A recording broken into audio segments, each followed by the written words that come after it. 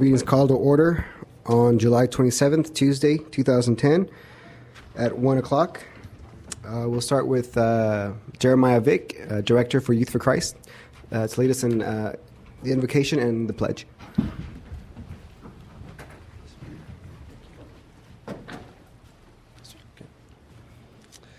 Okay, ready, begin.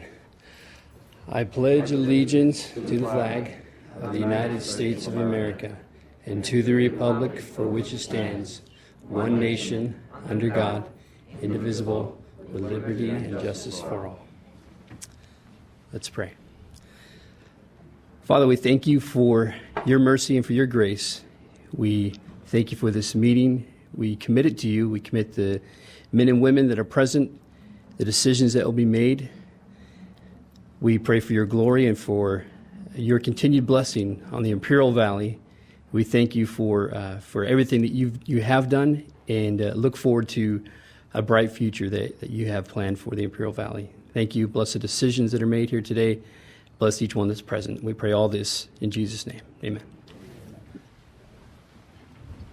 Thank you, Jeremiah.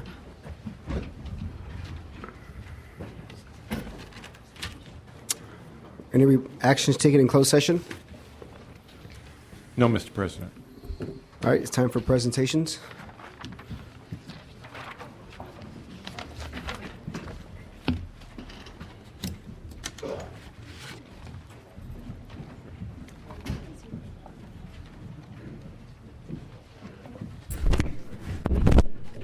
While the board's coming down, Mr. President, members of the board, members of the public, it's my pleasure at this point to award this certificate of recognition and service pin, replica of the district's emblem, presented to Timothy Hutchinson for 20 years of loyal and faithful service.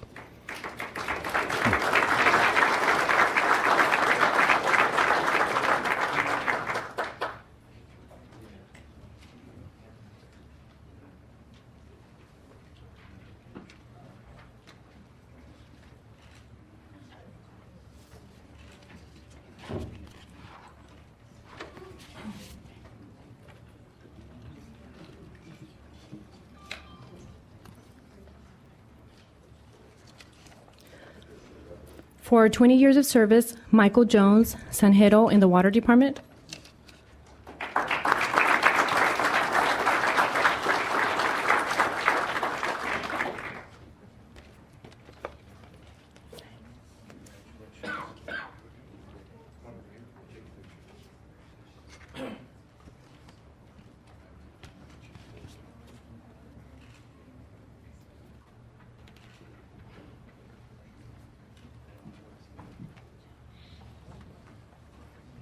This one doesn't have a check.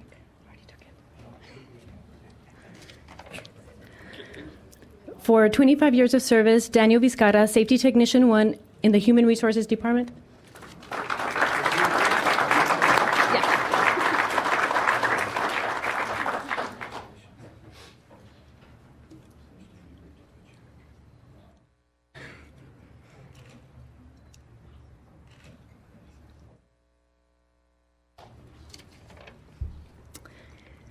Is there anyone else here to receive a service award? And I didn't.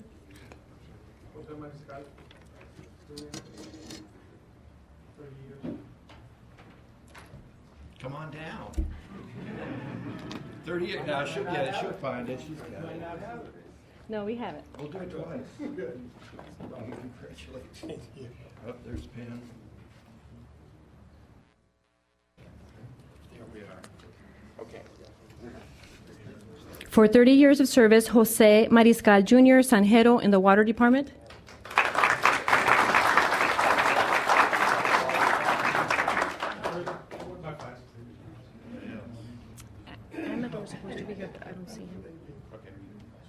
Okay, anyone else you're on the service award list and I didn't call your name? Okay, that ends our... First time that's happened in a long time. Yes. Don't let it happen again. Thanks.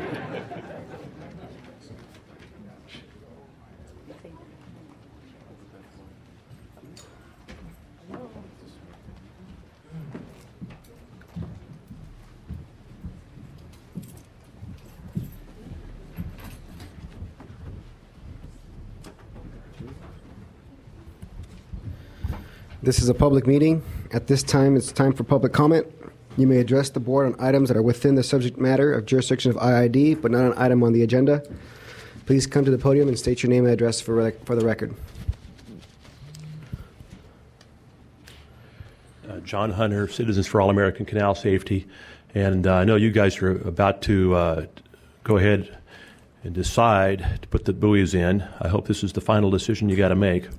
We just came in from Arizona a few days ago, and on the way into the valley, I heard one of your radio stations, and it said that they'd had seen 3 guys go into the All-American, and 2 came out, 1 drowned. So this stuff is ongoing, and it's real. I hope you make the right decisions in the near future. Thank you.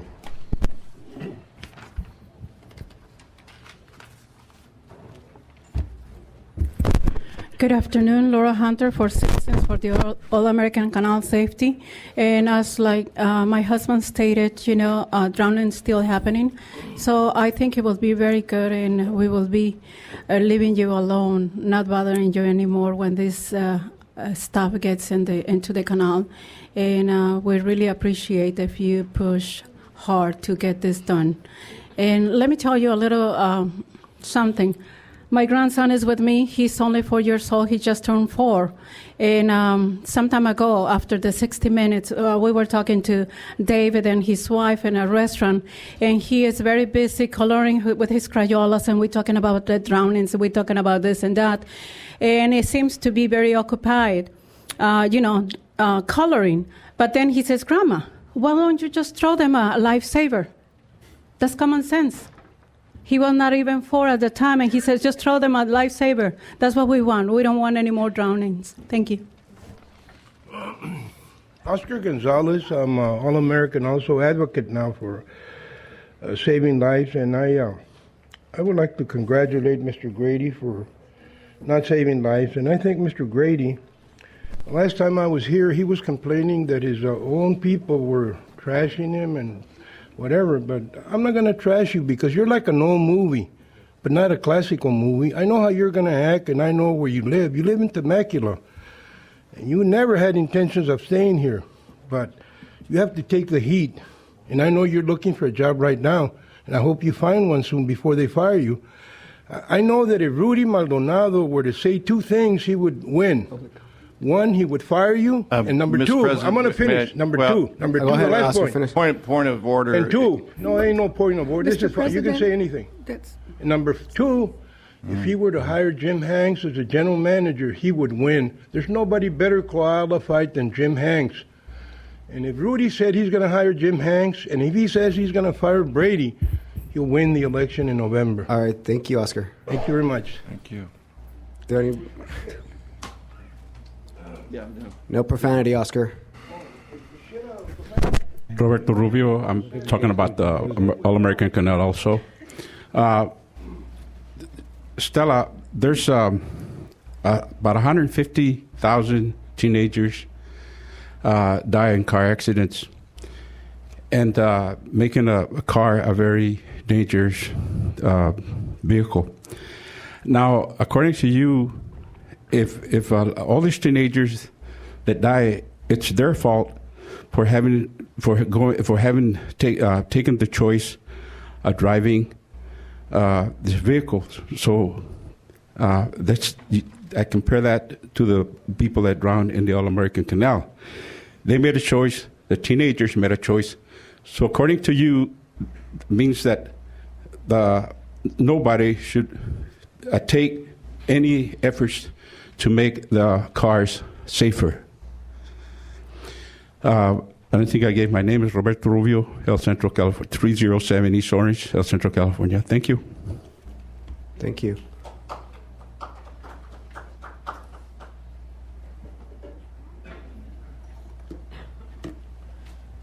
Orby Hanks, Raleigh, California.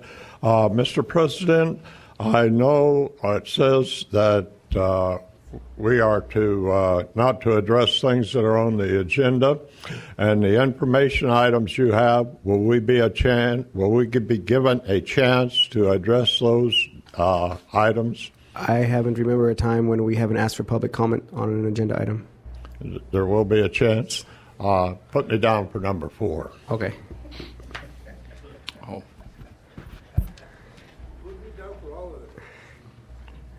There are no more public comments. We will go to comments from the board, starting with Director Hanks.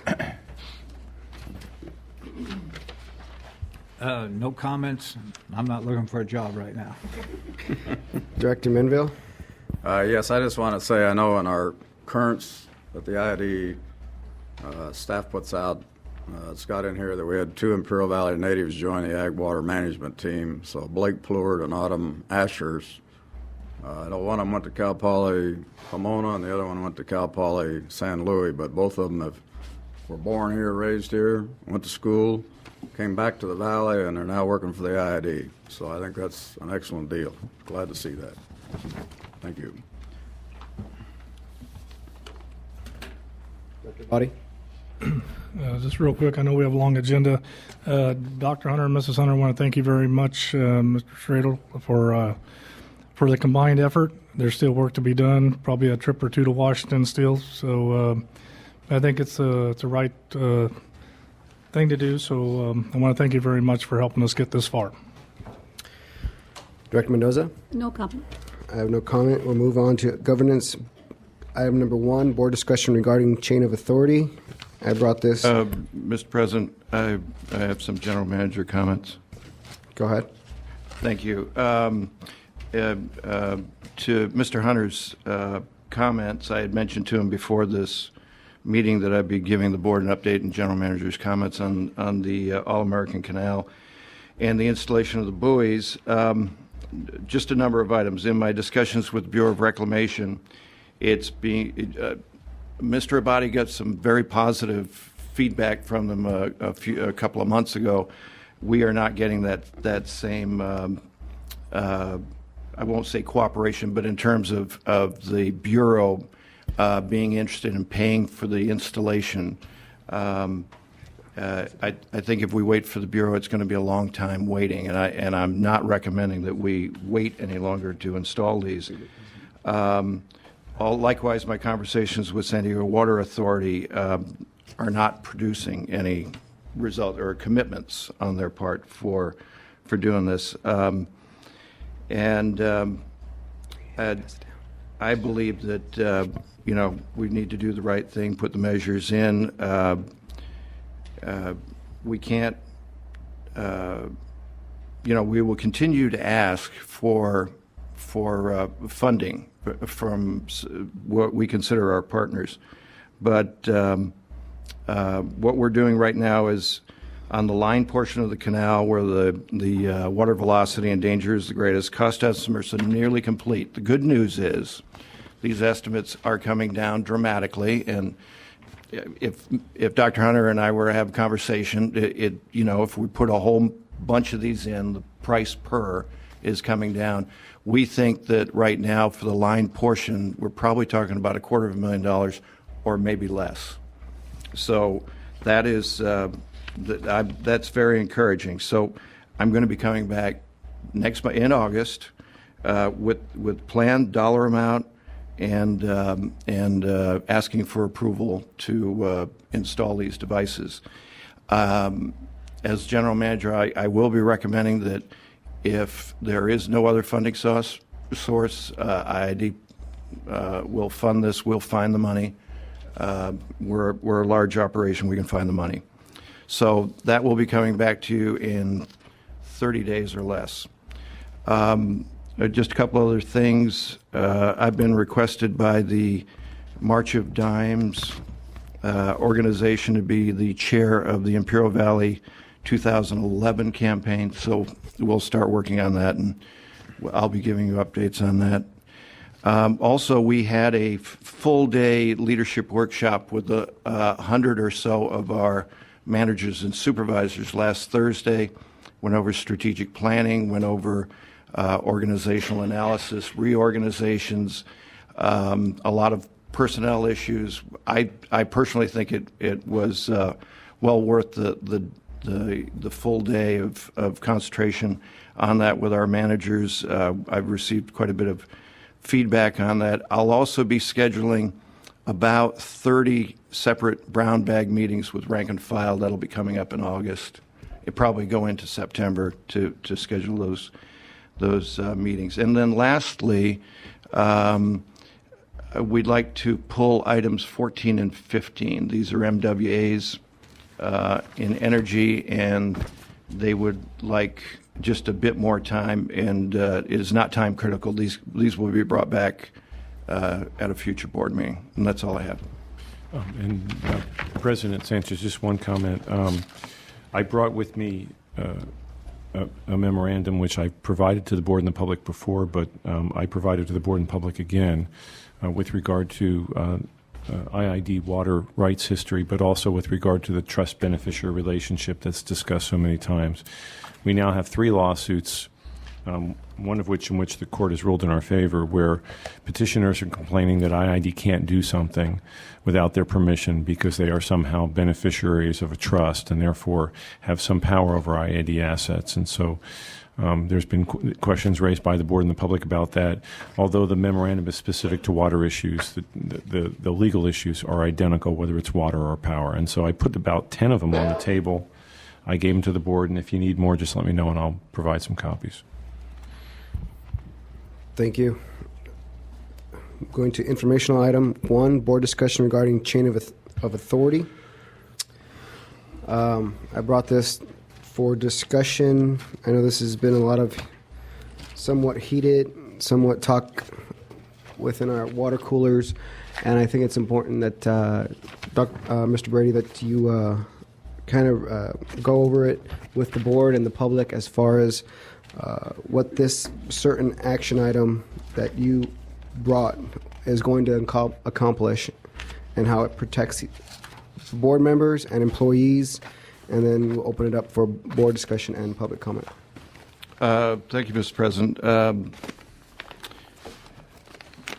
In my capacity as general manager, I'm responsible for the performance of the organization to the 5 board members. As part of that, and this is, and I think I've said this before, this is pretty standard procedure or standard of conduct or at other organizations that I've served, to make sure that when employees are talking to board members, and let me back up a little bit here, that the Board of Directors is the governing body. You have one employee, that's the general manager, who you require to run the district operations.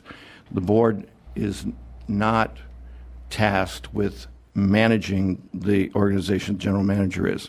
So that, and with a large organization with a lot of information going back and forth, in order for me as general manager to be held responsible by the board for the performance of the organization, we have this type of procedure where if an employee talks about, and we're only talking about district business, we're not talking about non-district business, or if they see them out in the community, or this is where we have active district business, that if an employee and a director talk about and perhaps exchange information, it's incumbent upon me that all of the board members get the same information, have accurate information, and so that you all can make the best decisions possible. So, as I said, this is a standard of conduct for employees, and it does include documentation of significant business discussion between a board member and staff. Now, this doesn't tend to be as important with my direct reports. For instance, Mr. Ajayan, as the head of energy operations, as you know, often interacts with board members for information. Ed and I have a working relationship where he keeps me informed. This memo sent out to all employees just make sure that all staff understand that information going to the board needs to go through the general manager's office. Does the board members have any comments or questions they like to discuss? Well, I understand the chain of command. It's been my position that I think the employees ought to be afforded the same rights, general rights as general public, but it's in there, and that what we learn in confidence, it's our responsibility to pass it down to you. And that is the way I've understood it. It's the way it's been, and that's my feelings on the matter. Any other comments? No, I would just say that I know Dr. Brady put this memo out on the 22nd, and I think it caused some concern, but I think that it's kind of been explained. I know that if I talk to staff, I try and let somebody know that I've been talking to somebody. Or if it's an email, I'll include Dr. Brady in the email that's going to Jim Ross or Mr. Jayan or somebody else dealing with staff. I don't think we really have anything to hide. I think it's just a matter of being more transparent. I know at an organization this large, where we've got close to 1,300 people, you've got to have law and order. We've got to have a general manager that's running the show to try and keep things moving in a positive and efficient manner. So, and if other issues come up, I hope that we'll be able to bring them back and be able to discuss them in the public forum where there's a free exchange of ideas and get them worked out. So that's all I have to say. Thank you. Yeah, the items that were discussed are all inside the Board of Directors governance manual that we adopted in 2007 with a couple of revisions. And I think if those policies that define general managers' functions, his role, rights and duties, but it also has limitations, that those need to be reviewed and they need to be followed in a consistent manner. And I think a lot of these issues will disappear. Agreed.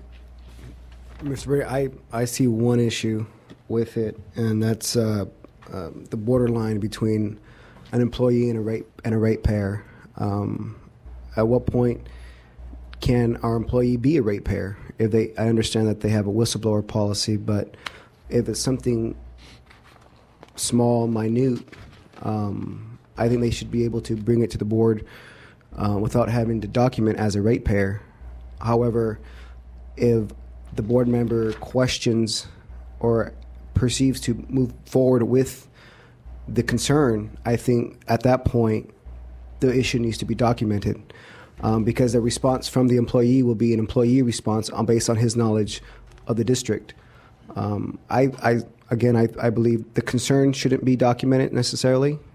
The question and answer between the board member and the employee probably should be documented because I can see the potential benefits of it is if everything's documented, we can find the hero from the zero, so to speak.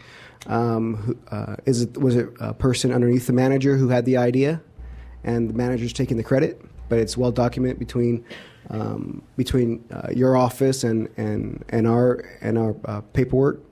I see a lot of benefits in documenting items like this, but I think the concerns doesn't necessarily have to be documented because I believe that's when you separate the ratepayer from an employee because they are both. I think we need to take care of both. Most times. I think we need this. This just needs to be. And let me back up and say again, I've done this in several other organizations. Mr. Ajayan's had, as general manager or CEO in his career, he's had the same procedure. And I would imagine Mr. Ross had the same in the city of Santa Ana. This is just a practical procedure. I am not concerned if an employee has a concern as a ratepayer. That's terrific. You are all our elected officials in terms of governance. I'm talking about active district business where one of my biggest concerns is that one director may get information that hasn't been vetted. It just may be one employee's opinion about something. And I have a responsibility, and my management staff has a responsibility for all five of you to make sure you have the best information. So I don't foresee, I will tell you, in no other organization has this really even been an issue. I mean, it's just a standard procedure. But I think I don't disagree with what you're talking about in terms of expressing views as a ratepayer. We're all ratepayers of IID. Mr. President, may I comment? Just speaking from 40 years' experience in government, and most of that in California, I think the biggest risk is that in day-to-day, the communication may be the other way around. You may want some information which is important for you, and you ask that for that information. We get those kind of requests from board members every day. I get them. Dr. Koch gets them.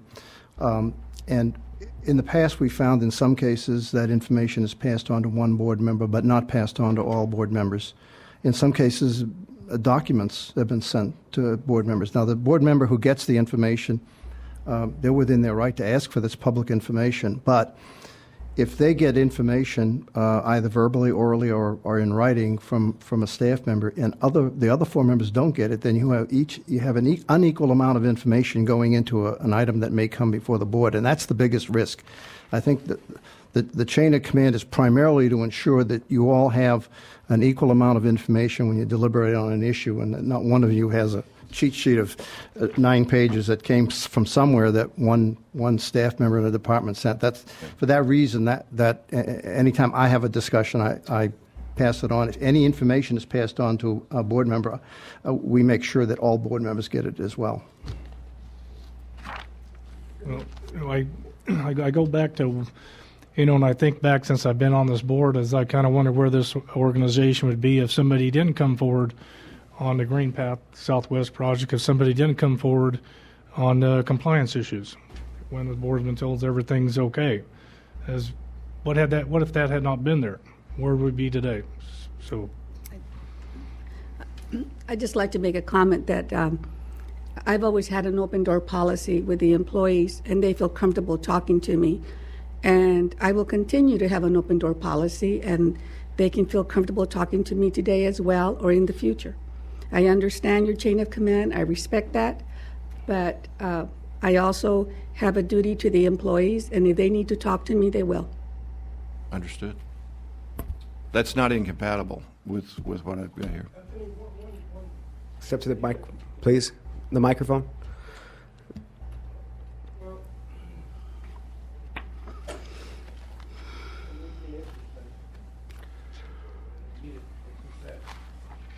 You know, Mr. Sanchez, I think Dr. Brady, if I may say, I feel very happy about Mr. Brady on this point because I disagree with him. I think the rationale that he articulated is false, and I'm going to say why it's false. You see, the danger with people like that is the standard that they use. This is 34 years of activism. Since I was at UCSB, my friend over there, a colleague from Temecula, said he graduated 69. I graduated 70. He didn't graduate because he was in Vietnam, and I didn't graduate also. I didn't go to the exercise because Chicanos were protesting in 1970 about the riots, and I'm still an activist. But the danger with people that have the responsibility and authorities like Mr. Garf and Mr. Brady, what standard are they going to use to apply that? And if I were Mr. Brady, I'd use a different standard because he can abuse it, and we saw how he's abused it. But just now, because you're telling him what to do, he's still looking for a job somewhere else. Thank you. Thank you. Any more public comment? I just make one comment. I've had employees call me virtually every time. Their biggest concern was that there was a violation of a policy, and they were concerned about their personal position because they knew what the policy was, but it was being skirted or massaged or voided, and they were very concerned about them being held accountable for it. And that's why I bring back to the policy. That's what this policy book's all about. I think if it's followed consistently, these issues become secondary. Well, again, I believe that the concerns, I believe from what Mr. Brady relayed is concerns are not going to be necessarily not documented, but the dialogue exchange, I believe, about the concern should be documented. So that way the rest of the board has with all the information and accountability. An example would be, what would a director promise to that employee if he provides information that he's looking for to undermine the district? I think we have to look at all issues with a wide-angle view, and you can always have arguments on both sides, which is why I believe we need to separate the ratepayer and the employee, Mr. Brady, to the best of your ability. Sure. Are there any other comments? All right, we'll move on to item number 2, preview of IID Centennial Campaign. Mr. Kelly.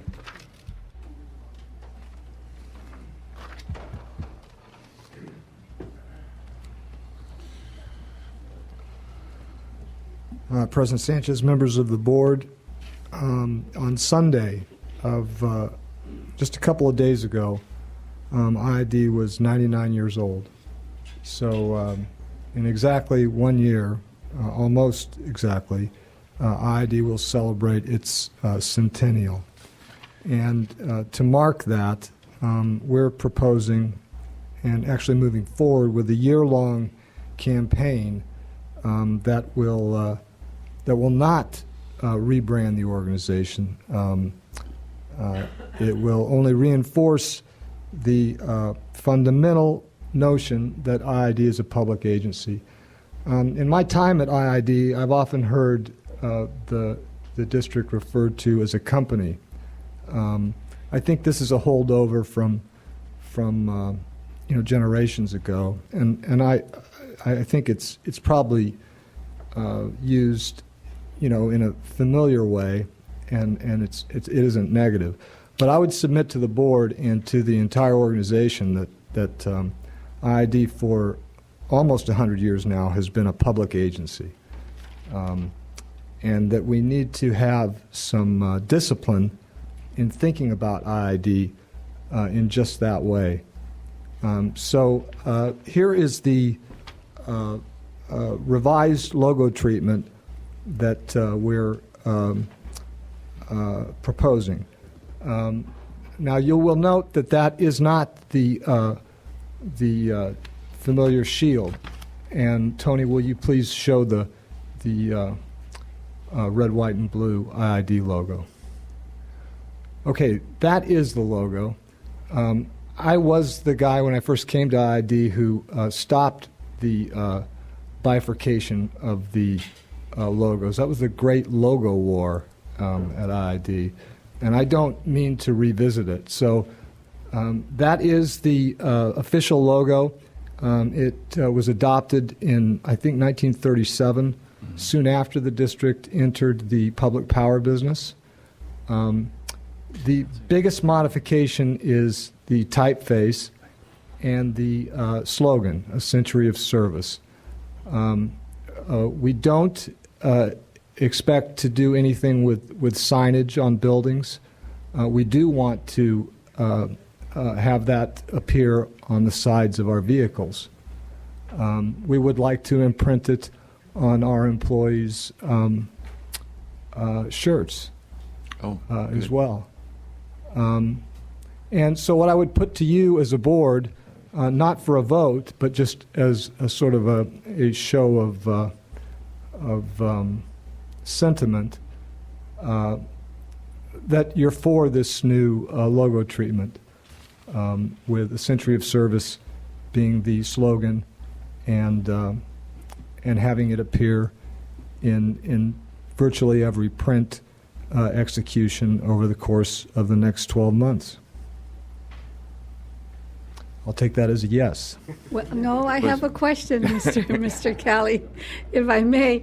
It's 4-1. No, I have a question. You talk about putting this emblem on all the vehicles. So after the year, you're going to take them off and go to the other one? No, the district will still be a century old after July 25th, 2011. And that there's nothing inherently original about that slogan, but you only get one shot at a 100-year anniversary. And inherent in this program I'm describing to you. And it's come out repeatedly in employee surveys. And I would suggest to you that we see it in the general public as well. There's a fundamental misunderstanding about the good that IID does. I don't mean here at an elected level, even though I believe you do a lot of good. But this is political, and the public, I think, sort of falls into the trap of believing that this organization is defined by the complicated issues that this board wrestles with, and the controversies that flow from that. So IID is a diversified public agency. It does a lot of good in unseen ways, day in and day out, and our people don't get enough credit for it. And I think that in the centennial year of the organization's existence, that we ought to do what we can to change that. Mr. Kelly, besides the logos on the shirts and the vehicles, how much money are you planning to spend on this, and where and how is it going to be spent? I do plan to promote not only the history of the organization, which I don't believe that this generation of residents is familiar with. I do intend to profile our first line responders, the people who actually provide a service to our customers. I'm assisted here today by our graphic artist, Tony DeZigo. Tony, could you show a couple of the still images? That person works for IID. There's another one. And that last image, along with a sample ad, shows you the range or the segment of our organization that we believe we ought to profile. I believe so, yes.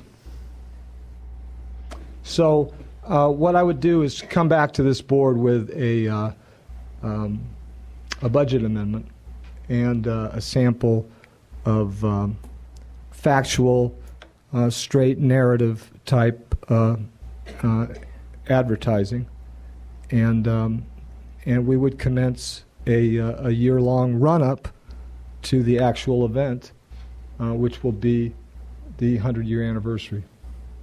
What do you plan for the final event? I do have a group that's working on that. That group will also come to the board about how best to mark that August occasion. I know that Imperial County had commissioned a print, a poster, and they sold those. I know I bought one, and we also contributed to their celebration. I don't think that IID would do. I believe when IID was 75 years old, there was some sort of public event. There would be a public event as well, but probably not along the lines of that 100-year anniversary of the founding of the county. Okay. But we're open to your suggestions. I would say, though, that virtually everything you've seen, all the elements, including those that you haven't, have been generated within our own section, and I'm especially thankful to Mr. DeZigo for the graphics support. Kevin, question on the new logo. Is it going to have the regular colors in it, or is it going to be bleached out, or like you have it there? Tony, can you go back to the traditional shield? That will be the logo. I do want the latitude to be able to do that golden shield in some executions, just so that it stands out. Where would that right there be used at? I believe it would be on printed matter within the organization. What's the purpose of the logo's been around since, like you said, 1934, and that's the IID is the logo. So what's the purpose of? Well, from you're getting back to the El Centro where the sun spends its winter. That's a fair point. From a strictly marketing standpoint, you don't want to fiddle with an image that has that much equity built up in it over the years. And I don't mean to do that, which is why I'm showing you both. I do think that there has been a school of thought within IID that the traditional logo might be in need of some refurbishment. I'm not proposing that we change the familiar one. We'd keep it on all our signage. It would still appear on the sides of the vehicles. But for this centennial year, I would like to be able to, on occasion, draw on that golden shield. Mr. Kelly? Have you played with the idea of the IID itself being a little smaller because in some ways it's overpowering next to the shield? Well, just typographically, the big change here is that we're not spelling out Imperial Irrigation District. IID is known as that acronym in both valleys. So it is sort of introducing the notion of or referring to the organization in the same way that people actually talk about it. Is this going to come back to us? You said you didn't need a board vote, but no, I'm not planning on. I will come back to you with a budget amendment. Yes. Mr. Kelly, on the gold shield, does that have any lettering? I can't see. It's just plain gold, just gold with a. Yeah, I think the sun. It's just. I think what the artist was trying to do there was to be faithful to the original logo, but to lose the spelled out Imperial on the crown, the water and power that's separated on that crest. But I want to be clear that Mr. DeZigo and I have had somewhat of a difference of opinion about how much we want to use this. All I'm advising the board is that I would like the latitude to use it on some occasions. I thought you were going to bring back another group of people when you come back in front of the board. I'd like to wait till then to see the whole plan before. I'm not a little skeptical about messing around with our logo, our existing one. Some years ago they did something like that. It got away before we got it back, and we had to just stop it. So, I'm not sure what the importance of it is. I've been wanting to gold. I understand, 50 years, gold anniversary, and all that. So I'm not sure where it fits in on a centennial type. Well, go back to the original one, Tony, please. Can I get consensus from the board that version or updated version of the IID logo would be acceptable in the over the course of this 100-year anniversary? You said updated version of the. That is the IID. update. That is the updated. But the shield remains the same. That one you see there is the original shield. Yeah. Yes.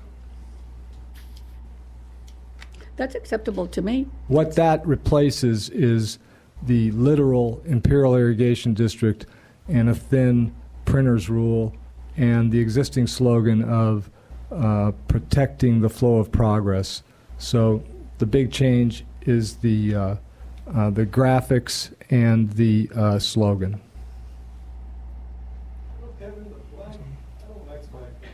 Yeah.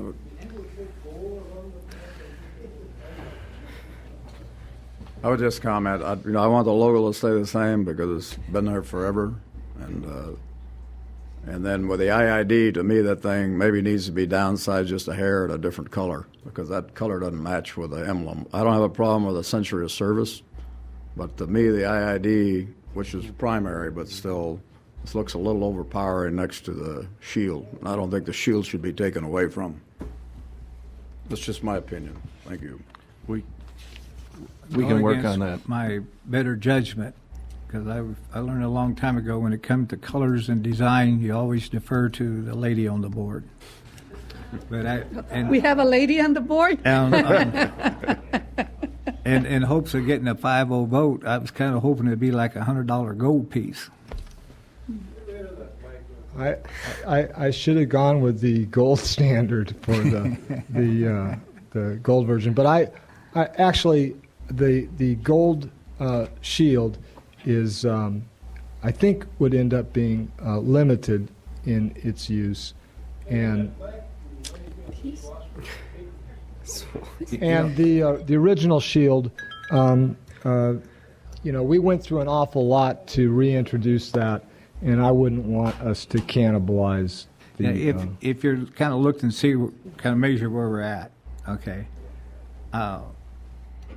I'd be okay for during a year of celebration, but I'm old and I'm old-fashioned, and I kind of like the old shell.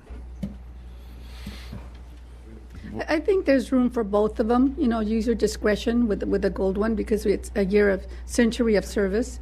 And we could use. So you're going to bring this back? Well, no, actually, I think the temperature of the board would be to stick with the old shield and to go with this treatment that you see here, with some modifications, Director Minville, on the size of the IID. That could be. We can play with that. Sure. And I will be back to you with a budget amendment on a campaign. All right. Thank you. Item number 4, Local Entity 2010 Competitive Grant Program. We're really on number 3, Mr. President. Status report on proposed new administration headquarters building.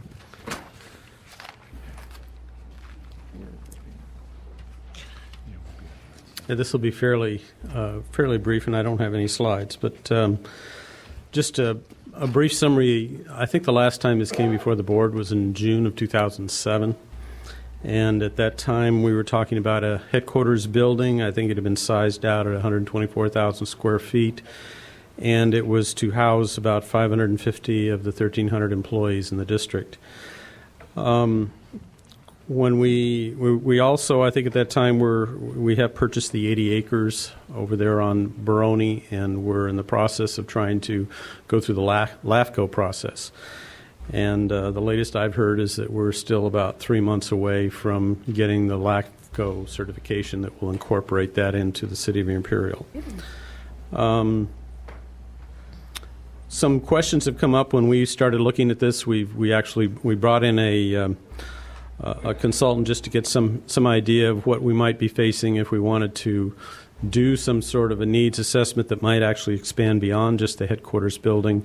There's been some other issues raised, such as trying to deal with what is our master plan for our corporation yard. There is an energy control center, a requirement that is going through legislation right now that maybe needs to be incorporated either into this or done separately from this. That would require an essential services type building that has special requirements. There's also questions if we do that, would we want to redo our water control center and perhaps have an area for all of our IT stuff. So there's a few questions related to developing more of a master plan of needs assessment and trying to identify what are the square footages, what are the proper adjacencies, and then develop a building massing plan that would show how each of these pieces might best fit together, either with a combination of sites or on one particular site, and then bring back that to the board at some point in the future to have a discussion about that. So I think the real question that we've been discussing internally has to do with what is the level of interest of the board in terms of proceeding with something to bring back to you at this point in time. And is there some interest in this topic right now, or would you rather wait until maybe some of these things get more I can tell you where I stand. Clarified? And I'm clearly very interested, because for the efficiency, for the saving of time and money, and getting rid of some of the vehicles that we have and housing the employees together, to me it makes sense. It has made sense since I got elected in the year 2000, when I realized we were spread all over the county. So it makes sense. It makes sense not to pay millions of dollars in leases to the Valley Plaza every year. So, and we need to bring our staff together. It makes sense to have a central location where we have a board room centrally located, where our management can be at their office working, and then the secretary can call them just a few minutes before they have to come to the meeting, instead of sitting here all day long, where they could be at their office working. So no, it definitely makes a lot of sense, and I very strongly support it. It is my wish that my board would also support this development. And if not, speak now, forever hold your peace, because I don't want to waste my time and staff's time making this needs assessment if we're not going to go forward. So just lay it on the line, whether we're going to go forward or we're not. Comments? Yeah, Mr. Ross, I know you've been given the task of trying to figure this thing out, and I agree with Stella that we're scattered all over the place. It would be better to have majority of the people under one roof. So like today, they just come down when there are items on the agenda, then they show up down here and they keep working. The problem is the cost. Could run $50-60 million. How are you going to pay for that? Is somebody else going to build it and we lease it like we're doing at Valley Plaza, and then we end up owning it at the end of the day? But the other question I have is, we bought the 80 acres, the old Benchmark, which was on the east side of the railroad tracks. To me, that was the only downside because of the train. And I know that you've talked about looking at our present headquarters and where the equipment yard and things like that is. Maybe that could be moved over to Benchmark and look at rebuilding the new administration center there somewhere in the vicinity of J1 or north of J1.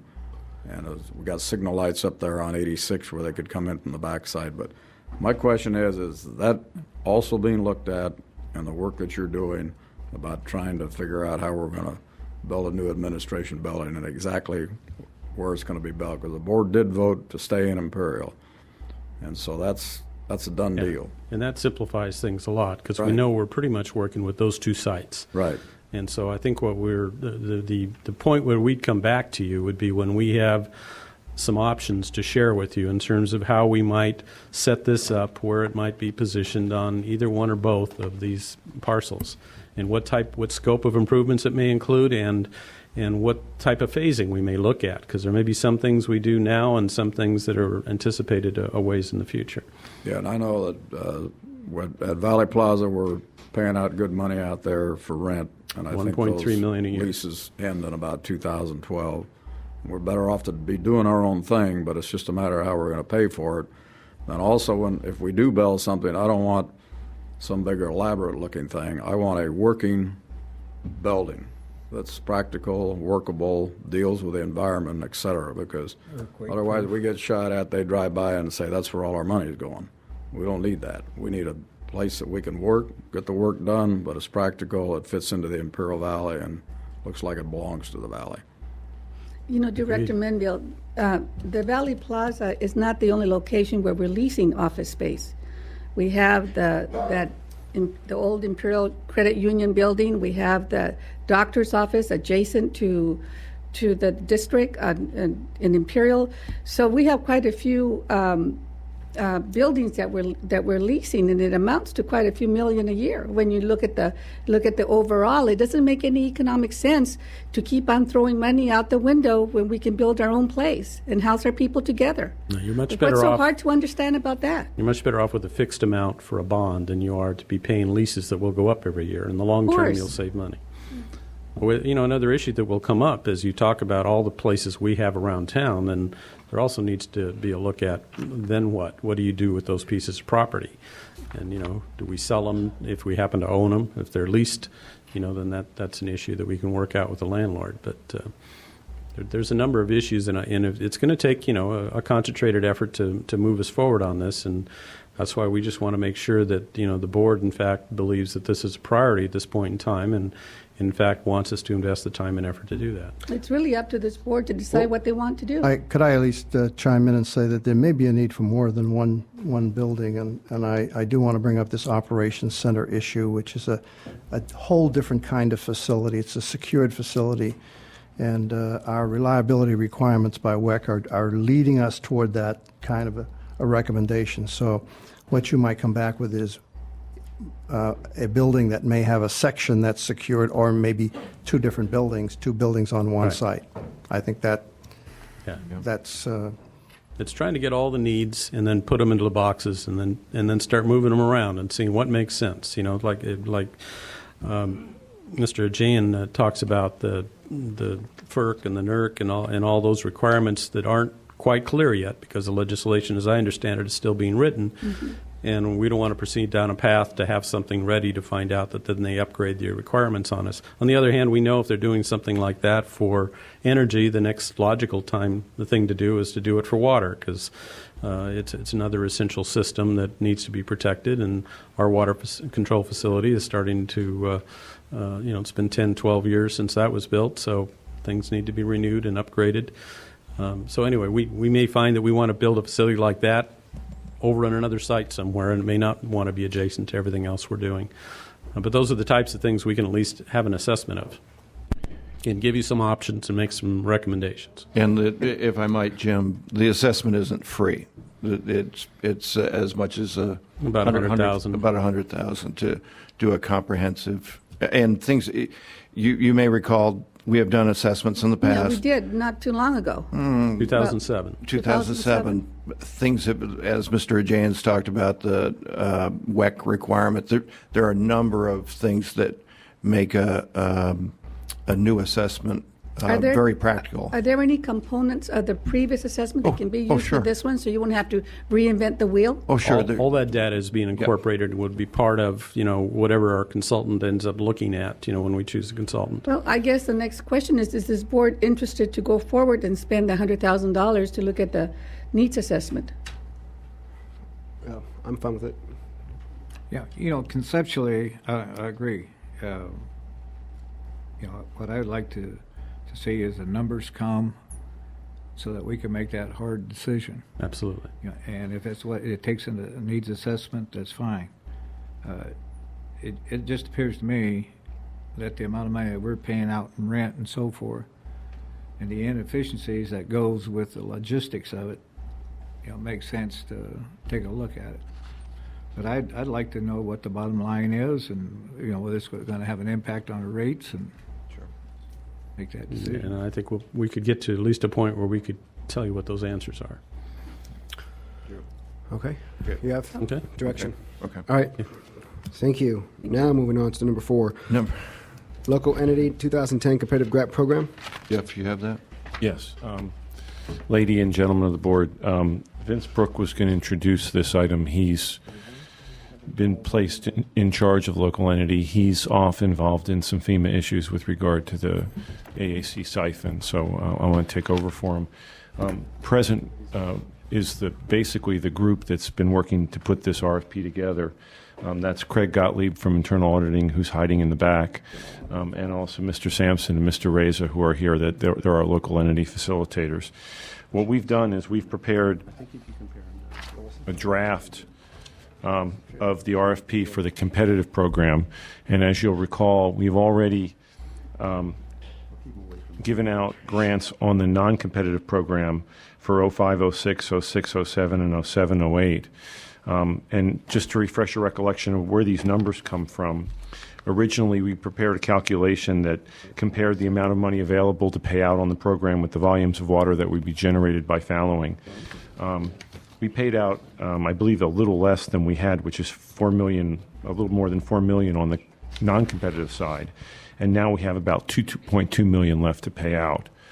That doesn't look good. This is a draft of the RFP that we'd like the board and public to review.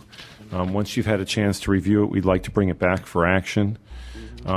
Pursuant to the internal auditor's recommendations, I am going to generate a contract that will dovetail with this application. The application's been rewritten substantially and refined substantially to take into consideration a lot of the comments that were made by the internal auditors, a lot of the issues that came up during the process, comments by the board. It's a very different written RFP than it was the first time around. That's in Adobe. Can you get it a page per, so we can just... Otherwise, I'll just walk through it and you have it. I just want to highlight a couple important things, and I hope you take the chance to review it. But as you remember, the original program, the purpose of the program was to offset socioeconomic impacts resulting from land fallowing with regard to the QSA. Unfortunately, none of the applicants and none of the grant funding that took place on the competitive side really addressed this issue. So we've opened it up a little further. We still really want these grant recipients to try to come up with programs that can address socioeconomic impacts from land fallowing. But we recognize the fact that that's kind of hard to do on the competitive side. On the non-competitive side, it's pretty easy. Somebody established that there's a field that was in production, that had that field not been fallowed, that certain work would have been done. And there's a direct link, and it's a little bit easier. On the competitive side, it's much more difficult to find that link. And what we learned, and Neighborhood House is a perfect example, their intent was to make loans to farm workers that were unable to get work because of fallowing. They couldn't find those people. So you'll see, and when we get further around that, we broaden the scope of that program. First of all, the total amount of money that's available, $2.20619 million. There are three types of categories of programs: business development, workforce development, and special projects. This is the same categories that were in the first RFP. But there's a percentage allocation to each, and this is an issue that the board needs to consider. These are suggestions. They were achieved just from consensus discussion among the group, but it doesn't have to be that way, and I need input from the board and from the public. The thought was that business development, based on our contacts with the board and the public, was more important than anything else, but you may feel differently. There's a funding limit of $400,000 per applicant or per program. The intent there is to spread things out, and again, that can be changed. Mr. Garber, when Yes, you ma'am. talk about that, under applicant project eligibility, if you have an agency or a person that's going to be applying for these funds, and that person or agency has already been awarded funds in 2009, would they be eligible to reapply for this one? Would they be ineligible in order to spread the money around further? Could that, is it legal to say that if you receive money before, you can't apply for this one because we want to spread it around? I think if you give me a chance to go through some of these other requirements, I'll answer your question. I think yes or no? most likely yes. They'll be able to continue to work unless it's duplicative of work that they're already doing that they've received grant funds. And it's going to depend somewhat on the pool of applicants. If it's duplicative of something that we're already giving them money to generate the same outcome, we're not going to give them money to generate the same outcome again. But if it's a different time period and there's not the pool of applicants, I think we would. And we're going to talk about that some more as we go through some of this. The timing is 3 years. And the applicants are required to give money back at the end of 3 years if they haven't expended. That's a problem that we're having with some of the applicants now. You know, we're going on a couple of years now, and they haven't been able to use the money. That, again, is an issue for the board to consider.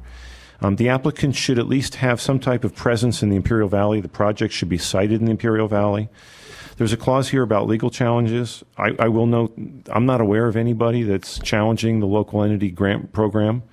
But what this says is if you're challenging the program, you can't have your cake and eat it too. Is Mike Morgan going to sue us on this as well? Mike Morgan can sue us on anything. I never know. And again, that's suggested, and you can take it out. But I just want to point out, it's not like we're trying to foreclose somebody in particular. I'm not aware of anyone who's challenging this grant program. Going to page,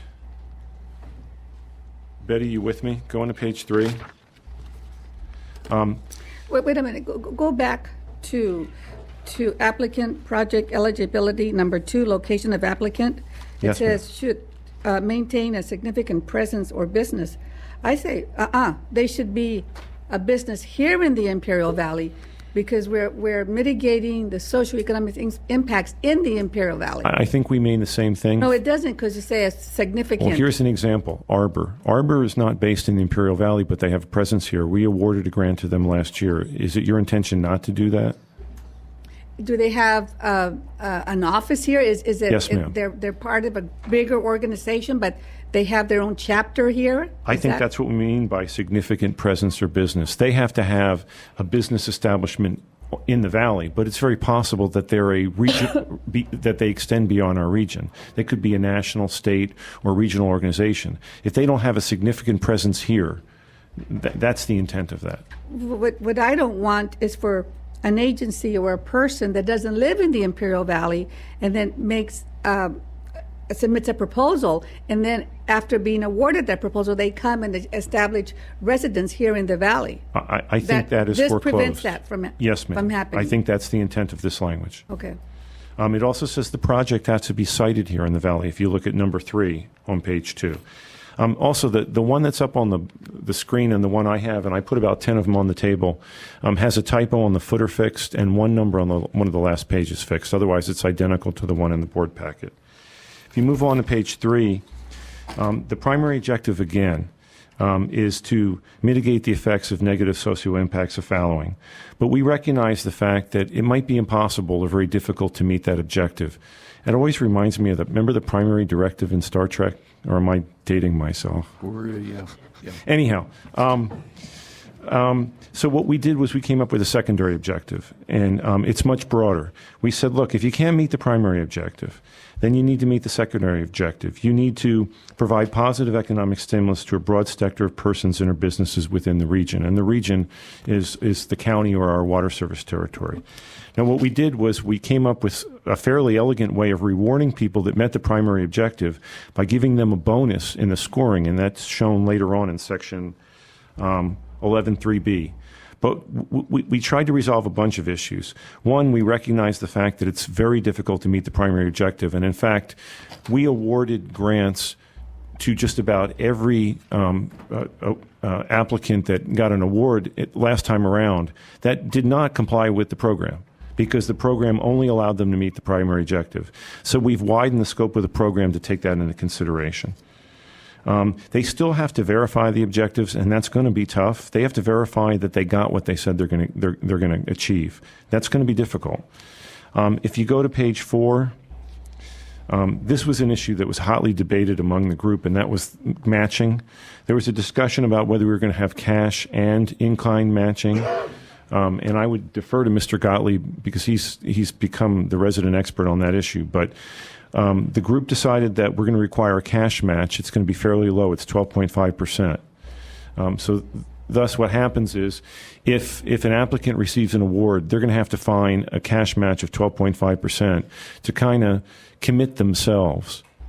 We used to have a cash match the last time around of 25%. It was 25%. It varied on the type of project, 20, 30, 40, and oftentimes the budget wasn't that. We also allowed in-kind contribution, and the in-kind contribution sort of became almost impossible to verify or determine. It was very sloppy. We struggled. You know, what I've learned going through this process, it's really hard to give away money. And I feel sorry for the folks out there by the Gulf because, they think it's really easy, but it's not. If you put too many requirements on it, everybody complains that you're making it too hard. If you don't put enough requirements on it, everybody complains that there's no checks and balances and you're just giving it away. And you have to find a happy medium. And the process of trying to verify in-kind contributions became so complicated and so difficult that we decided just to use a cash match and to lower the amount of. Why did you go with 12.5%? What was the rationale for 12.5%?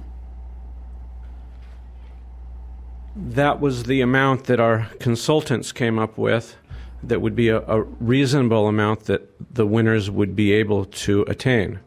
They felt very strongly that the winners wouldn't be able to attain any more than 12.5%. In today's economy, it's unlikely that these applicants are going to be able to come up with that much of a cash match, and we recognize that. Now, in the past, in the first program, when there had been 20 and 30 and 50% matches, they had been allowed to use in-kind contributions as part of the mix. And sometimes the in-kind contributions got to be a large part of the mix. In-kind contributions are out. They will no longer be allowed. Overhead is out. I'm very much against the in-kind contributions. I'm not against overhead. They're two very different things. But without the in-kind, it was lowered. Why don't you give an example of the in-kind so that they... We saw with Arbor Education and Training, a national organization with a local presence, long before the local entity got in the grant business, that they would send their students out to local healthcare providers to do tasks, filing and getting things for the doctors, various things like that. And there was to be a dollar amount attached to the hours, and that amount would be charged to the project. It was almost unverifiable. So also there was in-kinds for rent and utilities and other things like that, and it became very unverifiable. Everybody just took whatever expenses they had and submitted as in-kind and fulfilled the requirement, and it really didn't fulfill the point of having some type of contribution. So you're going to ask for 12.5 matching funds, and that's it? That's it. And it has to be at the onset of the program. It's much now, cleaner. Also, what I found, and I've commented on this before in various competitive grant audits, is that even though these in-kind contributions were accounted for in the budget, and I went looking for them when I showed up at Arbor or wherever else, it doesn't have to be Arbor, that nobody had given them any thought. And, well, let me see a calculation of your in-kind contributions to the program. Well, nobody had made that calculation. And many times I had to instruct them on how to make it. So they're gone. They're out of there. No more. And this RFP, as you'll see as we get further along, has much more well-defined record-keeping, reporting, and budgeting requirements. The cash match has to be used at the offset of the project. Later on in the RFP, you're going to see that there are certain disbursements that are made. Before we make the second disbursement, after the initial disbursement, they have to exhaust their cash match. Again, these are the three projects that we identified earlier. They're defined more carefully on page 5. Yes, sir.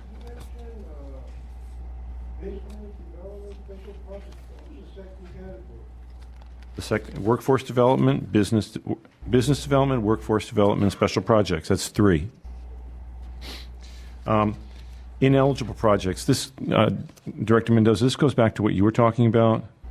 And it's not the most beautiful language, but if the program if it's providing an outcome that's overlapping or duplicative of another similar present or past activity without an additional benefit, or if you're already receiving funding from us or somebody else to do the same thing, we're not going to do it again. That doesn't mean that if we had a project with Neighborhood House that existed for 2 years, we're not going to do that project again for another 2 years, but not if it's overlapping the same time period that you're doing the first project. So I'm hoping that some of this language over here on ineligible projects will satisfy that concern that you had on page 5.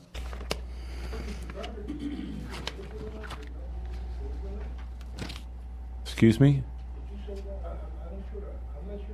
Do you have a copy of this? Okay, why don't you get one? It's up there on the...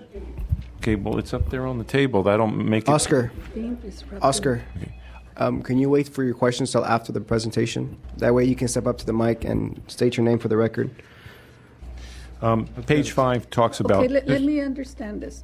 So, for my own understanding. So, Neighborhood House was awarded on a grant 2009.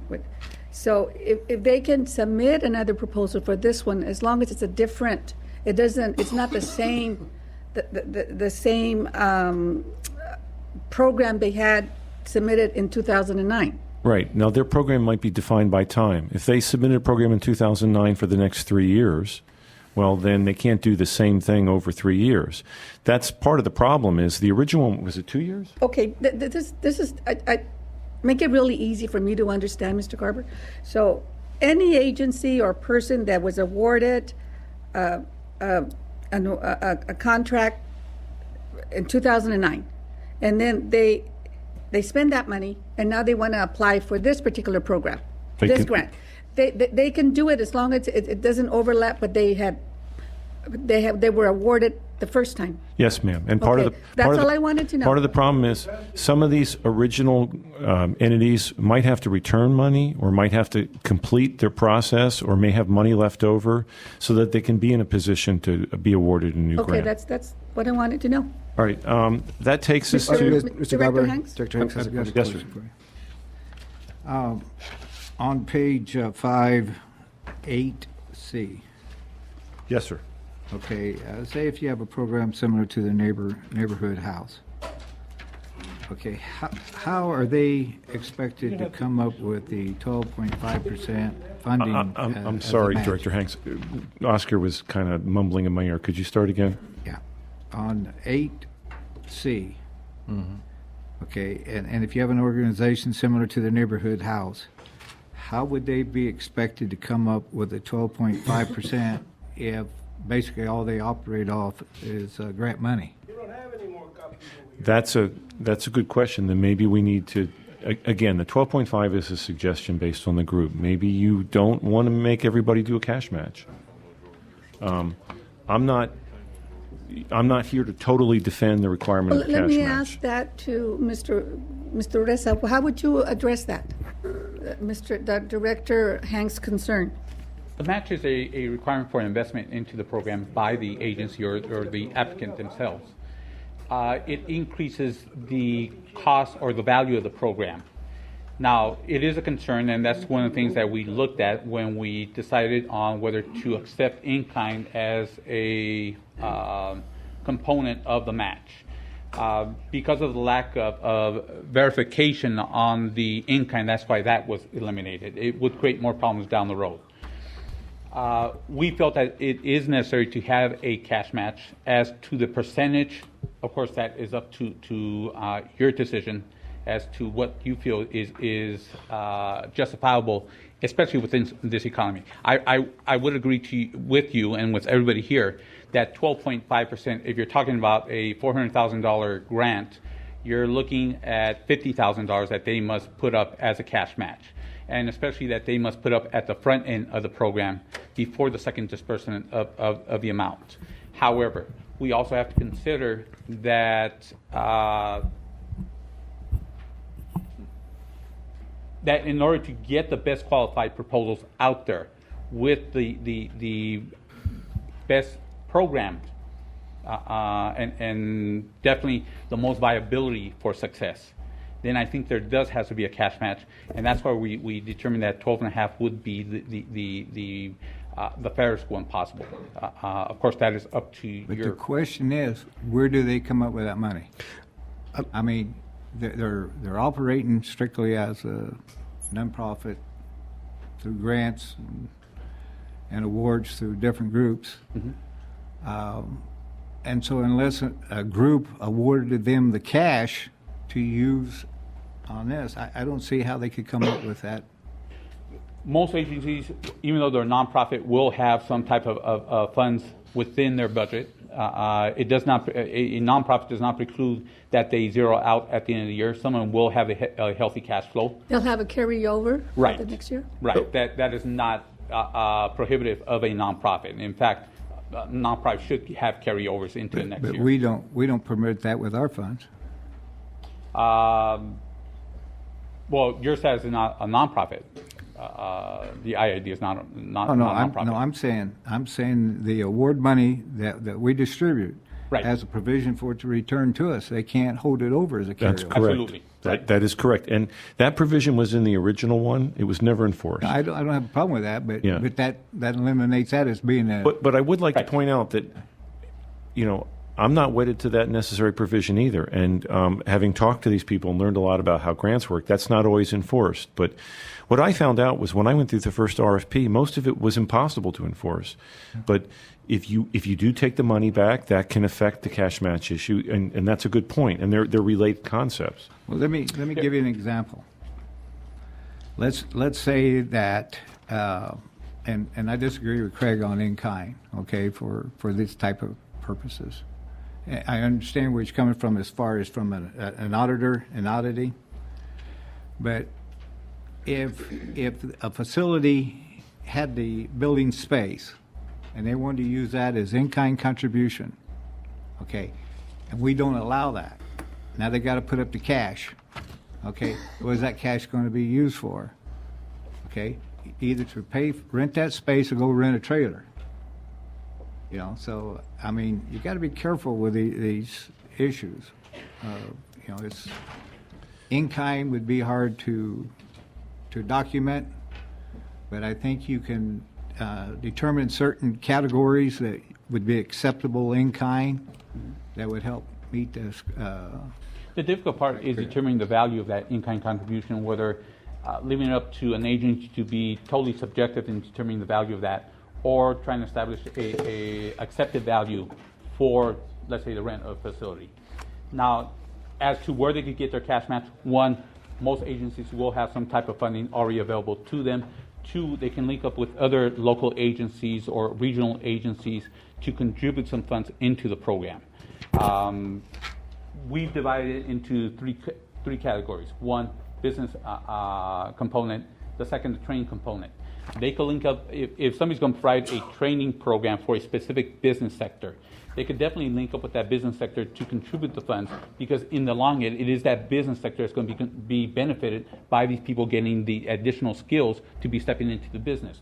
So it does, while I agree with you 100%, in this economy at this moment, it may be difficult. However, there are opportunities for them to be able to get those funds and add more value into the program. What we are looking at is, do we allow entities to come in and say, well, if I'm not going to propose, if I'm not going to invest into this program any, shall we say, any major amount of funds, then, you know, I'll just propose, and if I get the money, great. You know, if I don't, then, you know, I haven't lost anything. Most agencies, well, I should say the major agencies here, will see a value to investing the funds into this type of program, because it allows them to put together a program much more value. Well, it gives them some form of ownership that they own the program. Yeah. Absolutely. What if a nonprofit, for example, the average the last 5 years receives $100,000 in grant funding, and they say, well, what I'm going to do is cut my expenses to free up $12,000 or 12.5%. Cut expenses, free up 12.5% to put into the program. Mm-hmm. That would make it an eligible. Yes, absolutely. On the examples, as long as the outcomes under that 12.5% are paid to the agency that's funding them. You cannot double dip. You cannot use, if somebody is contributing 12.5% through another grant, and they're responsible for certain outcomes under that grant, you cannot use those numbers, those outcomes, as an outcome for the IID grant. They have to be held separately.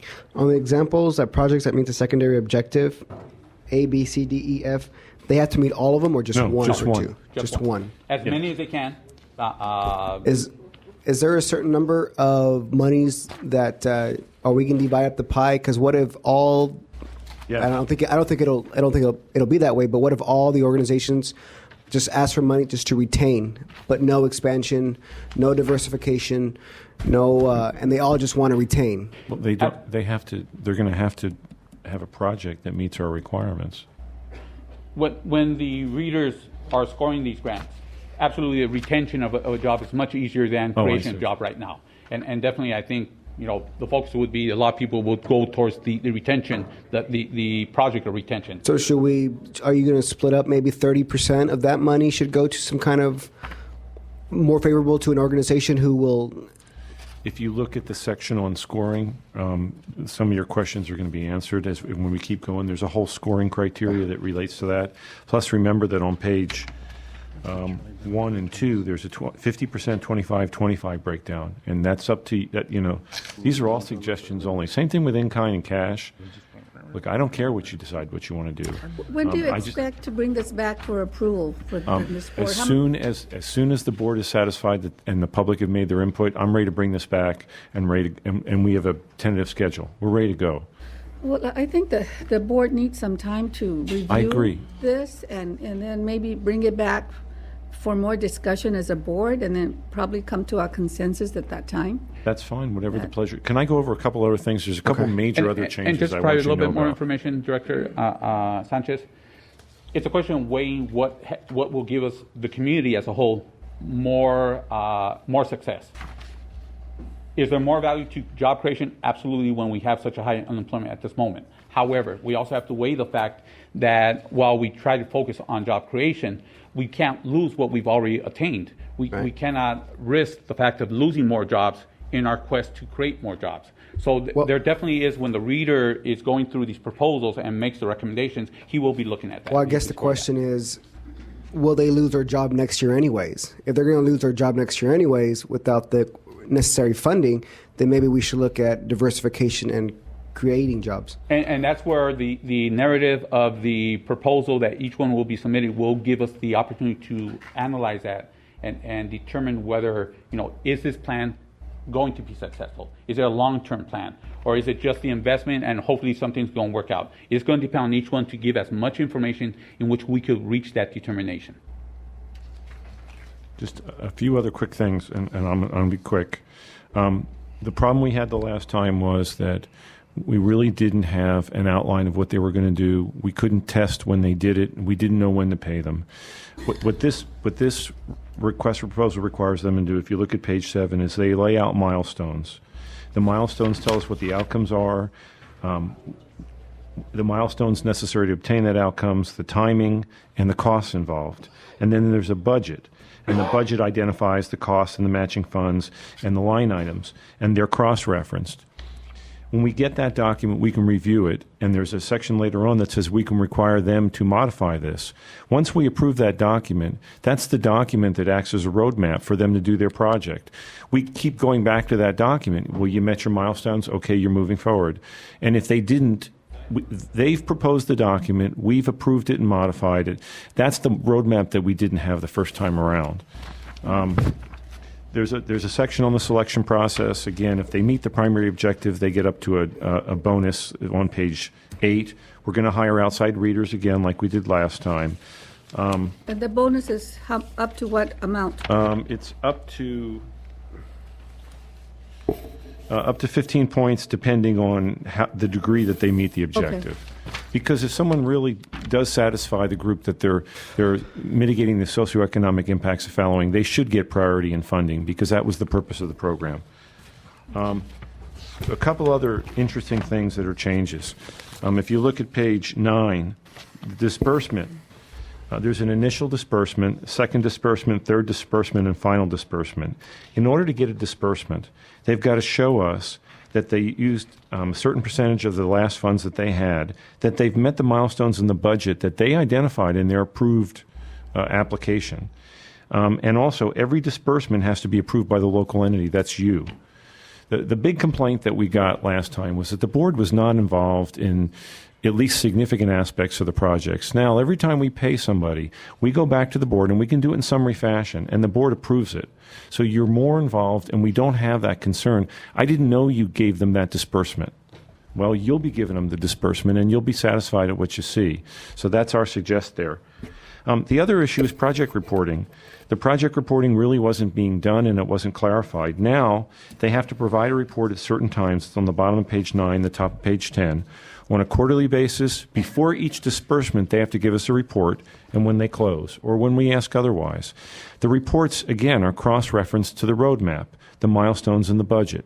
So before we give them a disbursement, they give us a project, they point to the roadmap, and they tell us if they met the items on the roadmap or not. It's going to make it much easier for us to monitor what's going on. Again, It looks like you tightened up the process, which is we good. tried. Again, if you look at the scoring on 11, 12, up to 14, it's similar to the first version, but it's been cleaned up a lot. I do want you to spend some time with this. Director Hanks identified an issue that we fought about. because in Craig's audits, what we found out was that the in-kind contribution, they just took something that they were spending on, called it in-kind, and yet in-kind is very common. It's difficult to enforce, especially with the folks here. And so that's not set in stone. So my next question is, how much time does this board have to review this document and then bring it back? That's your call.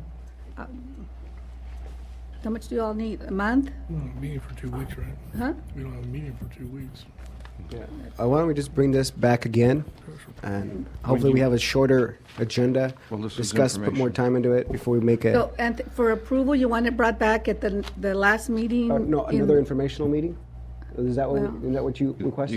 You can bring it back for action. And if you're not wish. ready. We can bring it back for action. If you don't want to take action, we can. Okay. We have to So when is out our some next more. meeting? 2 weeks. August. 2 weeks. And in the August 10th? meantime, if the board has suggestions or the public, let me know. Okay. Mr. Garber, overall, I think there's a lot of positive improvements in this. Thank you. Okay. And that one I would look at, and then I have a little bit of a question about the, I guess, you guys call them readers too, on ratings. Yes, sir. Sometimes professional readers, they read these things, and if you have one little item out of socket in your application, they just throw it out. And it's pretty tough when you have amateur grant writers applying and competing against professional grant writers.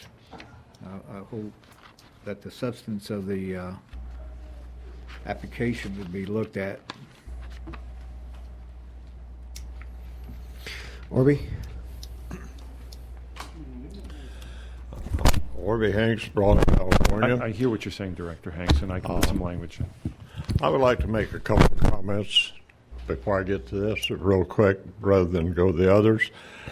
It took me 4 or 5 years to get this cap, and then you want to change the logo, but that's okay with me. And Stella, I agree with you on your hall and your new building. My hall? What? Well, your Oh, the admin Central. build. Oh. Central deal. It makes sense. It's very good. Sounds economical. I have just one suggestion. If you really want to make it economical, have your meetings on Friday. And then everybody comes to work every Friday. All right. Yes. Now, on the local entity deal, I've been with that from day one, right, John? Right. Now, listening to what you have here, there was a application went in, and Stella was asking questions here. If that had been considered, the points were covered pretty close in this new one. But I would like to follow my brother's admonition and do what he has told me for once. Don't come up here and complain. Come up here and tell us something good. Items 1, 2, and moving over to 3, the funding is very generous, maybe too generous.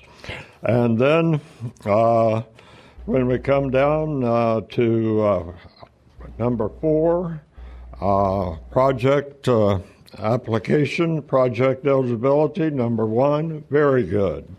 And then we get down to 4, Roman number 4, number 4. That comes up with a problem there that when you're talking about litigation, and I'm going to call him Shylock, but since you come up with this, I'll have to retract that. But it's very good.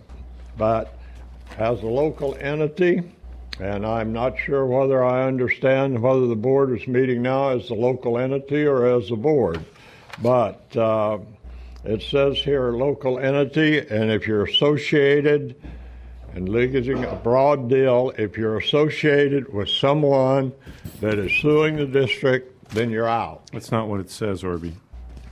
It says. Okay, It well. says if you're an applicant. I know okay. what it says. All right, well, I learned to read in the 4th grade. Well, then why don't you tell me what it says? Let me finish.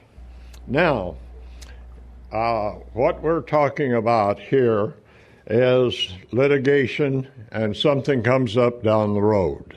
I myself have been very, very unhappy with the IID, but I have never considered a lawsuit. I think there are other ways to settle things or whatever. When worse comes to worse, it is the lawsuit that we go to as a civilized nation. When there are no other answers, we go to a lawsuit. Now,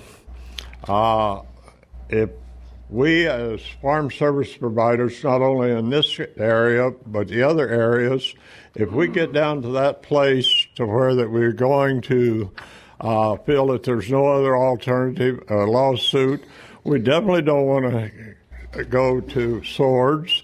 We don't want to go to pistols. We don't want to go to gloves.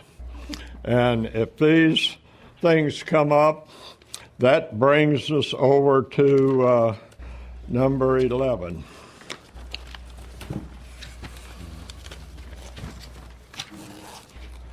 There are things here that I see as a problem, and if you're going to consider this, consider this. Number 11, number 1. The local entity will evaluate and score those proposals that comply with the minimal eligibility requirements set above. That is great. That's you people right there. Now, like I said, you're meeting as the board of directors now. You maybe be meeting as a general, as a local entity. But I see the second part very, very bad. And that is selecting and using outside readers. You're putting the local problems in the hands of somebody like last time. You put it in the hands of someone that absolutely knew nothing about the Imperial Valley and about our economy. And we have elected you. You've chosen to come back as the local entity. And there has been a history, not necessarily with this board, but admittedly by other boards, we did what we were told. And that kind of scares us when you're going to bring a panel in that's going to judge our applications on whether we dotted our I's or crossed our T's. We know how to throw up a border. We know how to put grain in a tank. We know how to put a rope twine around a bale of hay. But when it comes to putting something together with dots and T's on it, and you're giving points for that type of thing that qualifies you to enter in the top class, that scares us. That is one of the things about the ranking that we'd like you to consider if there's not a way that we could do that locally. Now, if we are going to get points on whether we dot our I's and cross our T's, I guess we'll have to go out and hire a consultant to give us some help with that.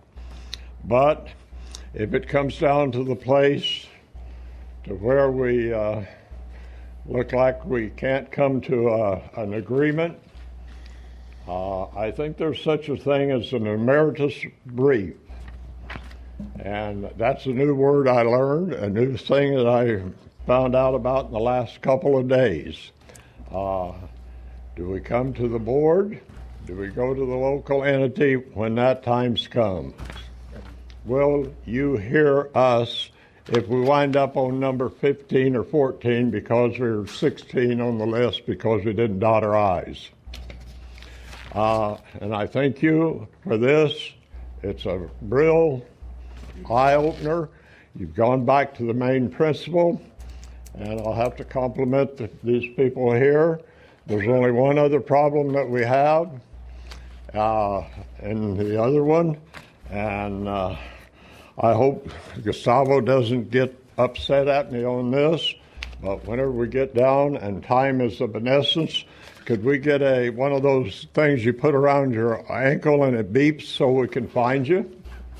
We could use something like that. Thank you. Yeah. And I want to add to one of his comments. I got a comment. I want to ask Orby. Hold on, Oscar. I have a question. This is when you're speaking about this document, it's a competitive document. It's not the non-competitive. So you're on this one, yeah. Yeah. This is the competitive. Right. That is and correct. Stella, may I answer your question on what had happened? We were one of the ones that in the top 5. And whenever the auditors go through there's documenting there that the expenses and whatever we required that we did not meet and whatever, we were something like $77,000 short of making payments and whatever at that point in time. And that was back behind the time that is there. We're looking at this competitive deal as doing something with our employees and whatever. Those of us that are in the farm service provided field, our employees work for us on a seasonal basis. They come and go. In many cases, we're a training field in the areas of hydraulics, electronics, and pneumatics and whatever with the modern equipment. And once we get somebody that is trained and whatever, and they have to go on unemployment and somebody finds they're available, they snap them up and we don't get them back. We need some kind of a program that we could run ourselves and that we could train people during the off season when they're unemployed, when we have time to spend with them and train them. And that was the point that I wanted to make, that there was a application that went before you. It was not perfect as required by this setup here. But take it under consideration where it's coming from. If I were working on my doctorate degree, or if I was working on my master's degree, I'd have to go out and get help to do it. I would rather not do that with this, with something that I know what I'm doing. Thank you. Any other questions? No, I have a question for Mr. Garber, though, on one of your questions. Can I ask? Yeah. Jeff, on page 8 or number 11, Mr. Hanks was talking about that rating panel where it says the local entity will select and utilize an independent outside rating panel to review and rate proposals. Yes, sir. What does that mean? That's what we did last time, and some of the board members specifically requested we do that again to provide some non-biased outside involvement in the process. I could care less whether you want or not. It's up to you.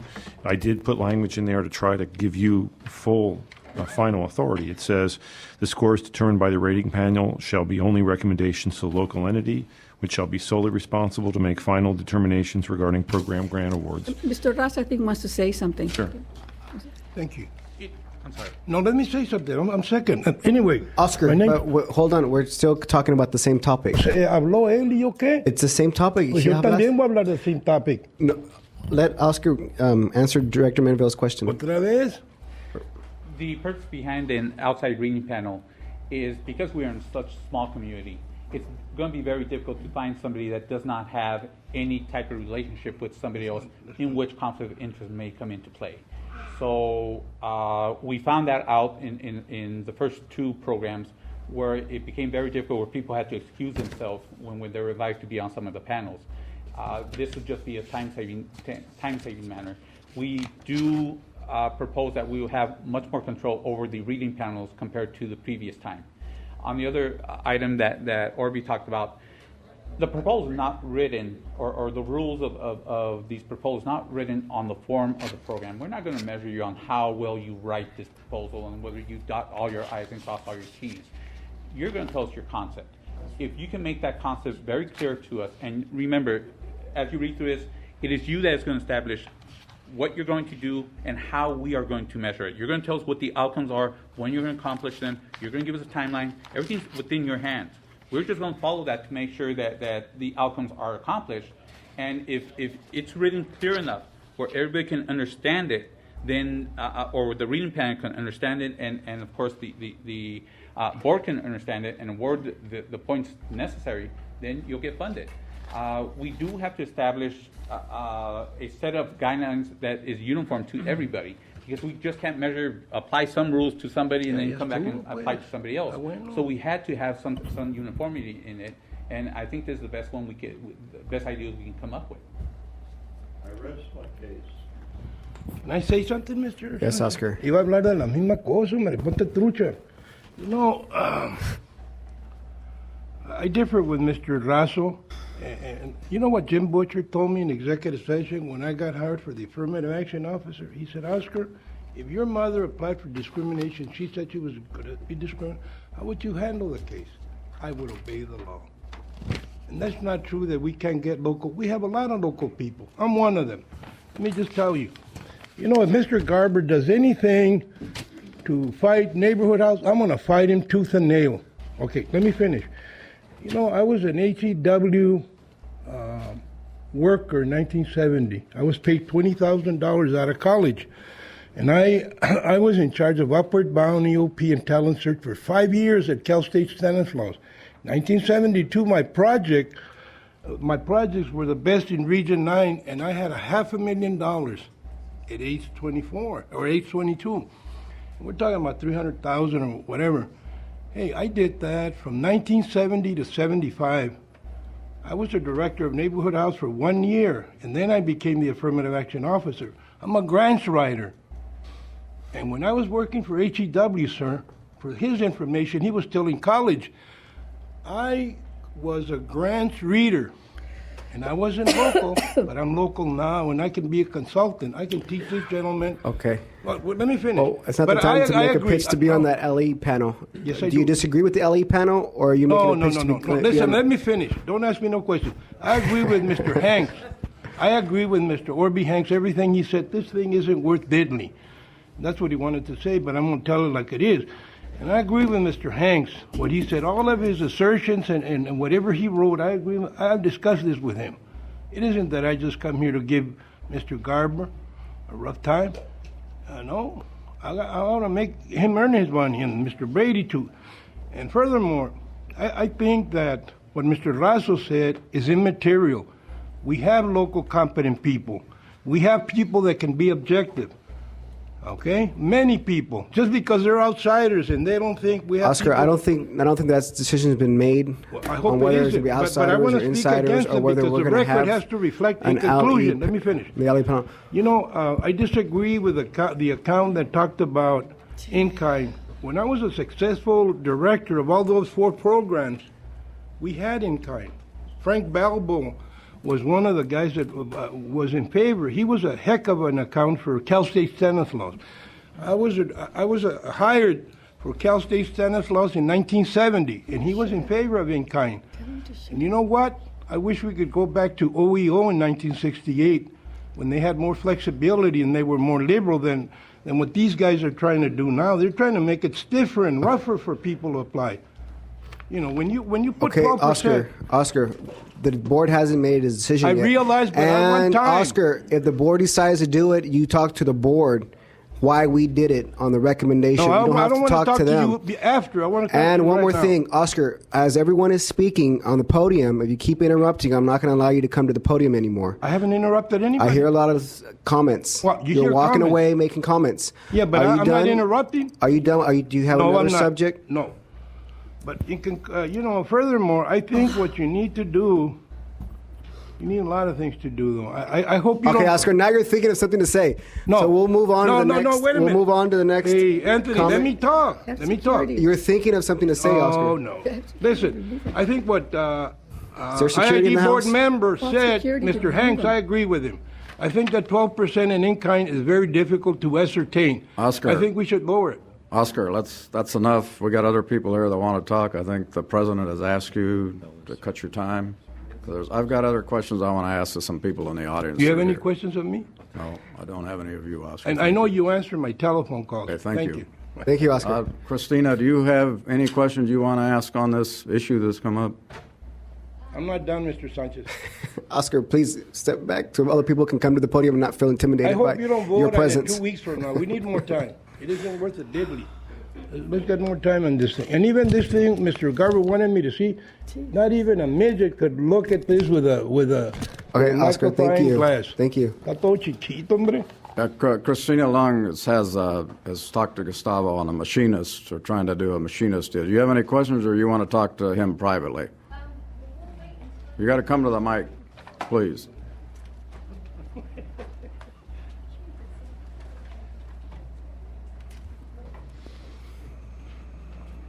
Hi, thank you. Christina Loon with the Mega Region Initiative. And actually, I've met with Gustavo, and we are just in the process of listening how this is playing out. And so we might have questions as it evolves. But so far, it's been pretty clear. So thank you. Thank you. Good afternoon. My name is Lorenzo Campbell. I'm the directing attorney for the CRLA, California Rural Legal Assistance Office here. I'm also on the board of Neighborhood House. And if the public or I in either of those capacities wants to comment on the draft RFP, to whom do we comment? Okay. He'll never answer it. Sorry. Okay, Oscar, you're no longer allowed to come to the podium. You can direct it to me. I'm going to grab one of my cards in a second. Or you can direct it to the general manager's He never office. answered me on the budget. Manville told him, and he never answered my calls. That's the truth. Okay. Call security to escort him out. I'm saying the truth, Mr. Sanchez. Thank you, Oscar. All right, I did. We're moving on to, well, does anybody have further questions on number 4? We're bringing that back for action and or discussion. Item number 5, internal auditing general matters.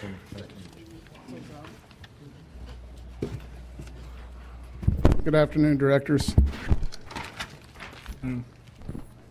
Good afternoon, Mr. Kaiser. How are you all doing today? Well, I know.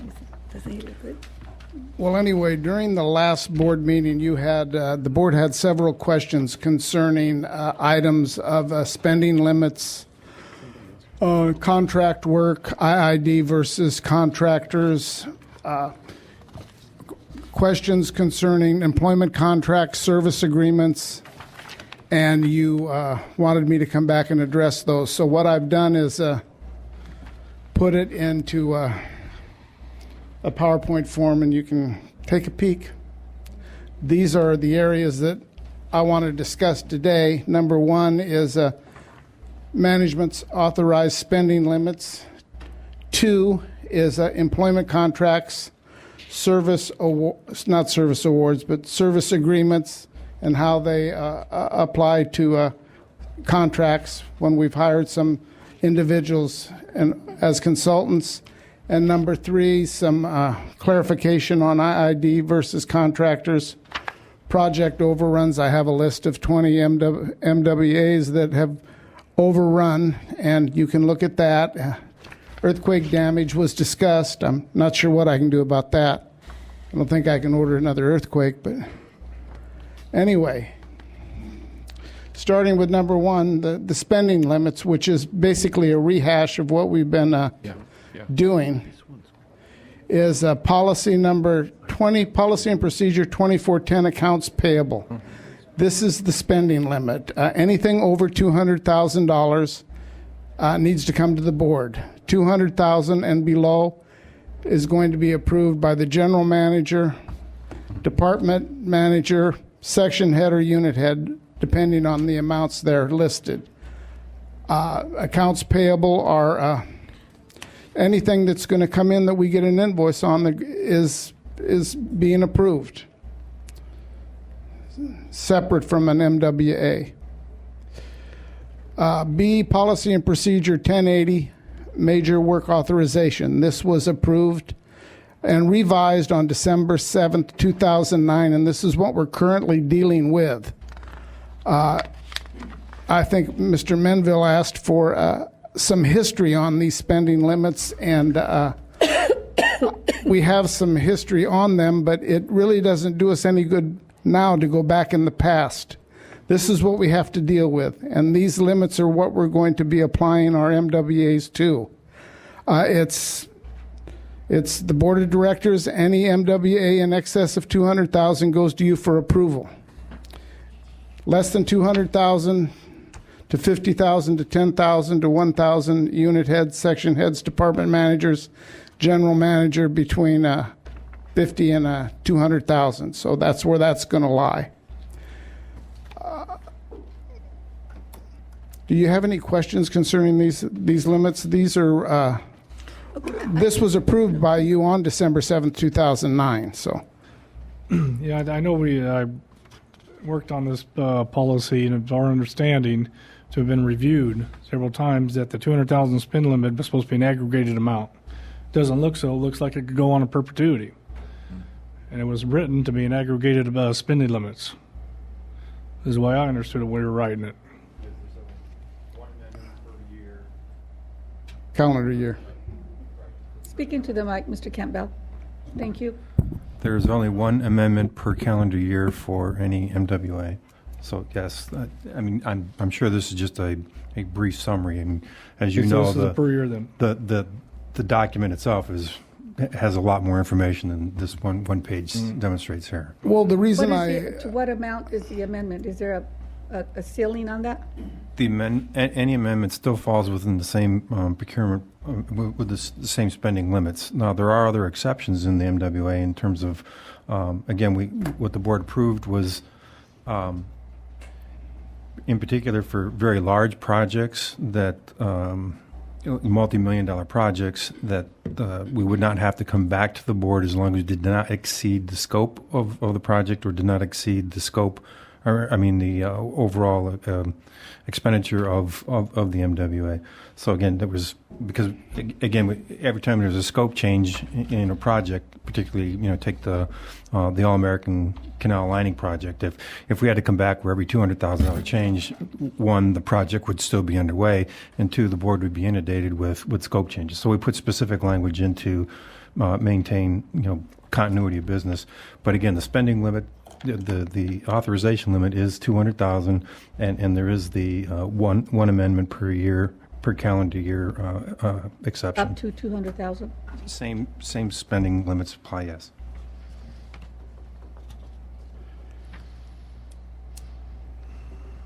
And C is resolution number 11, which deals with purchasing and disposal of materials. It covers contract for services and service agreements. Sorry, Tom, I hate to interrupt on this one, but also in December we passed 3101, which is the new purchasing policy. 4101, wasn't it? 3101. Okay. Which is the new purchasing policy, which supersedes this resolution. Okay. When was that? That was also in December. Okay. December 09? Yes. Did it change the limits, the $200,000 limits? No, it does not change the limits. Okay, then this. It's So essentially basically, the same thing. it's the same. The limits are the same. The policy, Yeah. the policy itself is a new policy that replaces this resolution, but the spending limits are the same. Okay. Now, this is a service agreement that Director Menville commented about as far as service agreements being changed on an annual basis, and a total amount might be over the $200,000 limit and maybe should have gone to the board. Maybe it shouldn't have. It caused some confusion. So what we did is we put this together showing you one service agreement for some consulting services on an employee that became a full-time employee. So this individual was brought on May 21st, 2008, contract for 9 months, maximum amount payable $199,950. That was in 2008. On March 18th, 2009, it was extended 6 months, maximum $162,548. Now, one might think that once they extended it, the second 6 months, it went over the 200,000 and it should be taken to the board of directors. No, that is not what the policy and procedure says. It's on a calendar year basis. So the 199,950 is below 200,000. It stands for 2008 calendar year. 2009, the 6 months, 162 stands on its own. So none of this needed to go to the board for approval. And then in June of 2009, this individual became a full-time employee on contract. Mr. Kaiser, are you saying it didn't come back to the board because Doesn't have to. 128 plus 64 do not add up to 200,000? No, I'm saying that they're in different calendar years, and each calendar year stands on its own at $200,000, and neither one of these calendar years exceeded 200,000. And you don't add the 2 calendar years up to make 200,000 or exceed it. So it stands on an annual basis on a calendar year. So it, as the policy and procedure reads, that's just fine. And then when they brought the employee on, that was under policy and procedure 4101, covering employment processes. So that is a service agreement that turned into an employment contract. And we have several types of employment contracts here at the district, and these are just a few of the examples. We have full-time contract employees with benefits. We have full-time contract employees without benefits. We have part-time contract employees without benefits. So we have all these, and most of them, I haven't looked at every one of them. I put an example together for a demonstration here to give you an idea of how you thought maybe it did go over the 200,000 when in reality it didn't, and it passed the policies and procedures. Now, number 3 was a clarification on some requests that that individual directors had during the last meeting, and it was we had some questions concerning the IID versus contractors. That had to do with some of our staff getting up and had issues concerning pulling weeds and doing this and doing that. So Mrs. Mendoza brought that particular point up. 2, we had Director Hanks brought up some cost overruns, exceeding authorizations. Well, here's a list of 20. You have to understand that these were in play prior to the new policy and procedure that went into effect 12/7/2009. So this is behind us. What we've got coming forward is to take a look at what they're doing with the new policy and procedure, and that is, we're halfway through the year, and we haven't reviewed any 2010 projects. Mr. Kaiser, these NWAs, were these done in-house or outsourced?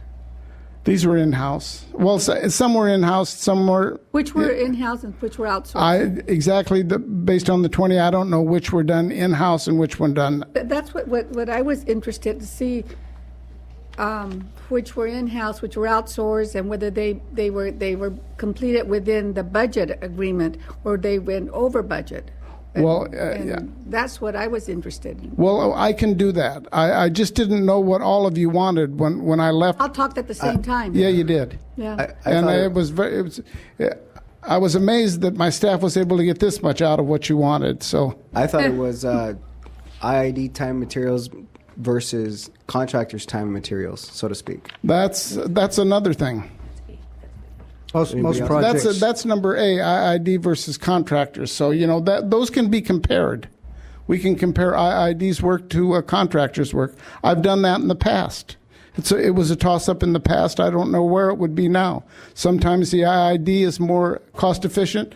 Sometimes the contractor is more cost-efficient. We lay pipe real cheap. We're good at laying the big pipe in the ground. I can tell you that for a fact. Most projects are a combination of contracts and IID. I mean, right. We usually buy the parts, the transformers, and often pieces of that are contracted out. So if you looked at all of these projects, probably some of it's contracted out and some of it's in-house. The Shadow Hill substation and the New Jackson substation, was that in-house, outsourced? Pardon me? I don't know right off the top of my head if Shadow. That gentleman is combination of both? It's like, I don't think any one there is Not just. acceptable. Is just what?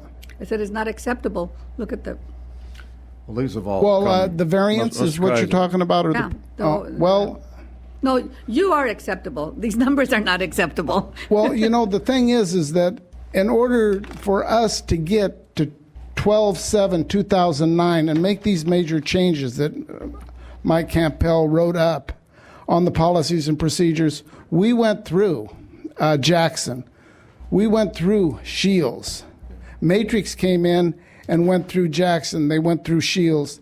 The Energy Department had a reorganization. So a lot has taken place because of a number of these audits. Another one is the Gateway Substation. When I first went out to take a look at it, like JP realizes, it wasn't there. We had $2 million on the books, and it didn't exist. There were things that they just charged against it for lack of a better place to charge. I don't think we lost anything because we subsequently accounted for all of the materials, but we've come a long ways.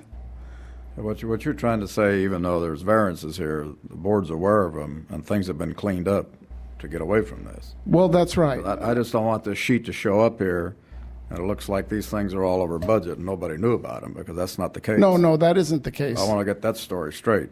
Some of them you knew about, some of them you didn't. Yeah. But now we know about all. Now you know about them all, right? I mean, Well, some of these we you even surveyed audited the them, system and brought that out. Some of them, even the grand jury looked into them. So True. no, it is true. No, I know it is. Some people told the grand jury to look into them. So that's what we're dealing with. Okay. Well, Tom, I don't know which ones those are, but these are a list Tom, of the on 20. the approved budgets and the over actual cost, is that the approved budget? Is that with the 10% or without the 10%? It's with the It is 10% contingency.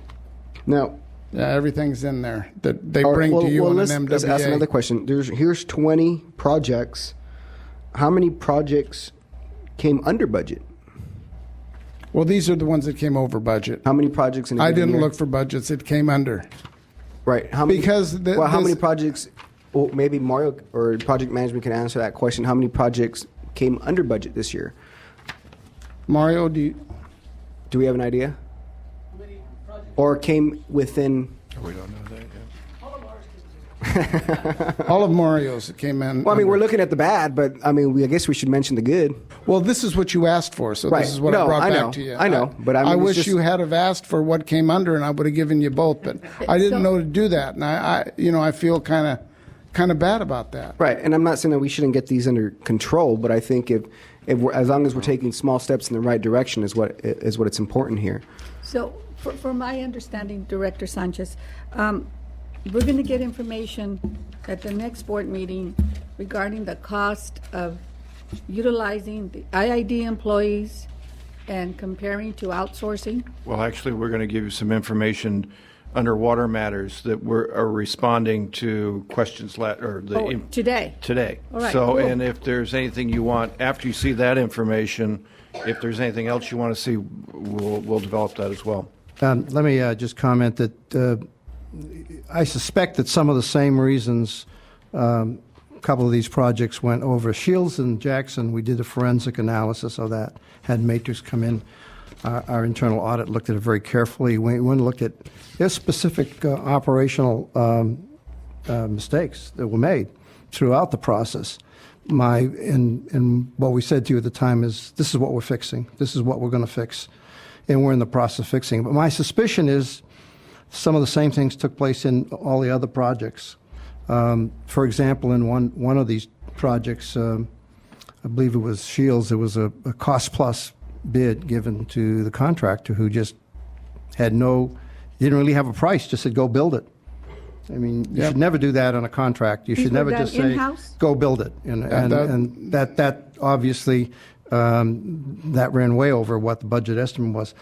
But the Shields and Jackson forensic analysis, I mean, that was like 200 pages, and we have a lot of good recommendations on what to fix there. It will not be fixed easily, but it is in the process of being fixed. And that will affect every other project on how it's bid and contracted out, or if it's contracted out. And in fact, what caused the problems in those two substations and throughout these projects. If you go back, these projects go back to 2004.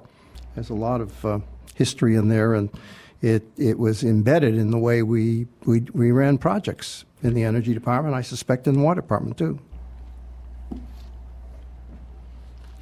So that's my presentation. If there's any other questions, feel free. If not, I have a question. I know that this handout wasn't in our board packet, but there's a lot of information in here. Is there a reason we didn't get it when we got the board packet? because I brought it with me to the board meeting to pass out But to like you. in the future, since this is open session stuff, it's not closed, if there's information like this from the internal auditors that the board asked for, that would be part of the packet, because All when I right. went to read the packet, there's nothing. You're right. You hand me this, and I'm supposed to digest it while we're going over it. Well, I had it on a PowerPoint, and I was going to run you through it, and I thought with this in front of you that I you'd would be just able to like in handle the it. future that if you have internal audit information that the board requests, and it's going to be an agenda item, that you include it with the board packet so we have time to look at it. I'll do that. Thank you. That's a good point. No Thank you, problem. Tom. All right. Thank you, Mr. Kaiser. Okay, thank you. You did good. Mr. Kaiser, Director don't has we- it. Okay, I was the one who brought this forward, and I don't think this is what I asked for, but Well, I you asked for was short-circuited, so, I'll ask the questions now. Okay. Blame him, he short-circuited. No, I think. You need to tell us All right. what you want. I asked specifically, okay, because there was issues brought up in the grand jury. There was issues brought up in the paper about some of the salaries being over 200,000. Those salaries were not brought to us. Okay, was that a violation of the procedure, or are those numbers wrong? Well, I don't know if the numbers are wrong, but it's not a violation of the procedure. So it's not. If it's, I haven't seen one. I haven't looked at one that's over 200,000. Well, you The may one not that- have looked at one, but there's some out there. Okay. Well, you guys left it with a plan. There wasn't any specifics given to me. Well, what I want to know is, do we need to adopt a policy where if a employee receives over the $200,000, does it have to come to the board for approval? That's where I want to go. Okay. Now on. Well, do you want me to answer that? Yeah, I'd like Well, the thing is, if you want to, do it. It's not my decision. If you want to look at things in excess of 200,000, you want to change those limits, then you need to change the policy and procedure. I wanted to know whether they existed or not. Okay.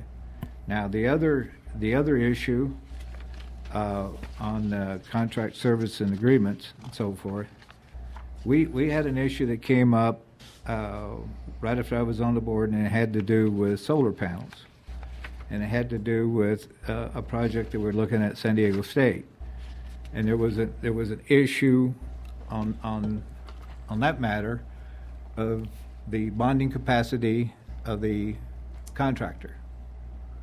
He didn't rise to that level, so there was an effort to break that contract into like 4 parcels, so that he could do 1 parcel at a time and he could meet that bonding capacity. And it was deemed that wasn't acceptable. The board raised some issues. Okay. Now, what you're saying is along the same line. Okay, a contract year to year, but contract may be a year contract. Okay, so does it run, if he has if we have a contract that runs for 1 year, it doesn't start over in December again. No, it doesn't. Year. Okay, so those are the issues. Now on the contract, on the MWAs, we tighten that up. We have a procedure to tighten that up, okay? Now, it says here that these, the status of these are complete, maybe the work's complete, but has a project closed because there was some overruns, and it was my understanding that they were going to be brought back to us for the board to take a look at and make transfers to cover these overruns. That's what the management agreed to. Okay.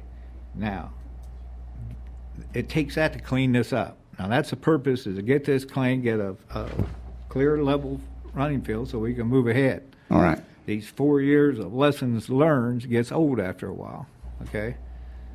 And so my concern is this.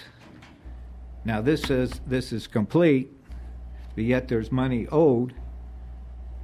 So if we're going to get that settled, now we got to open up the project. You know, now that opens up a whole new can of worms to close the project, now open it up and go back inside of it. Okay, and is that an issue?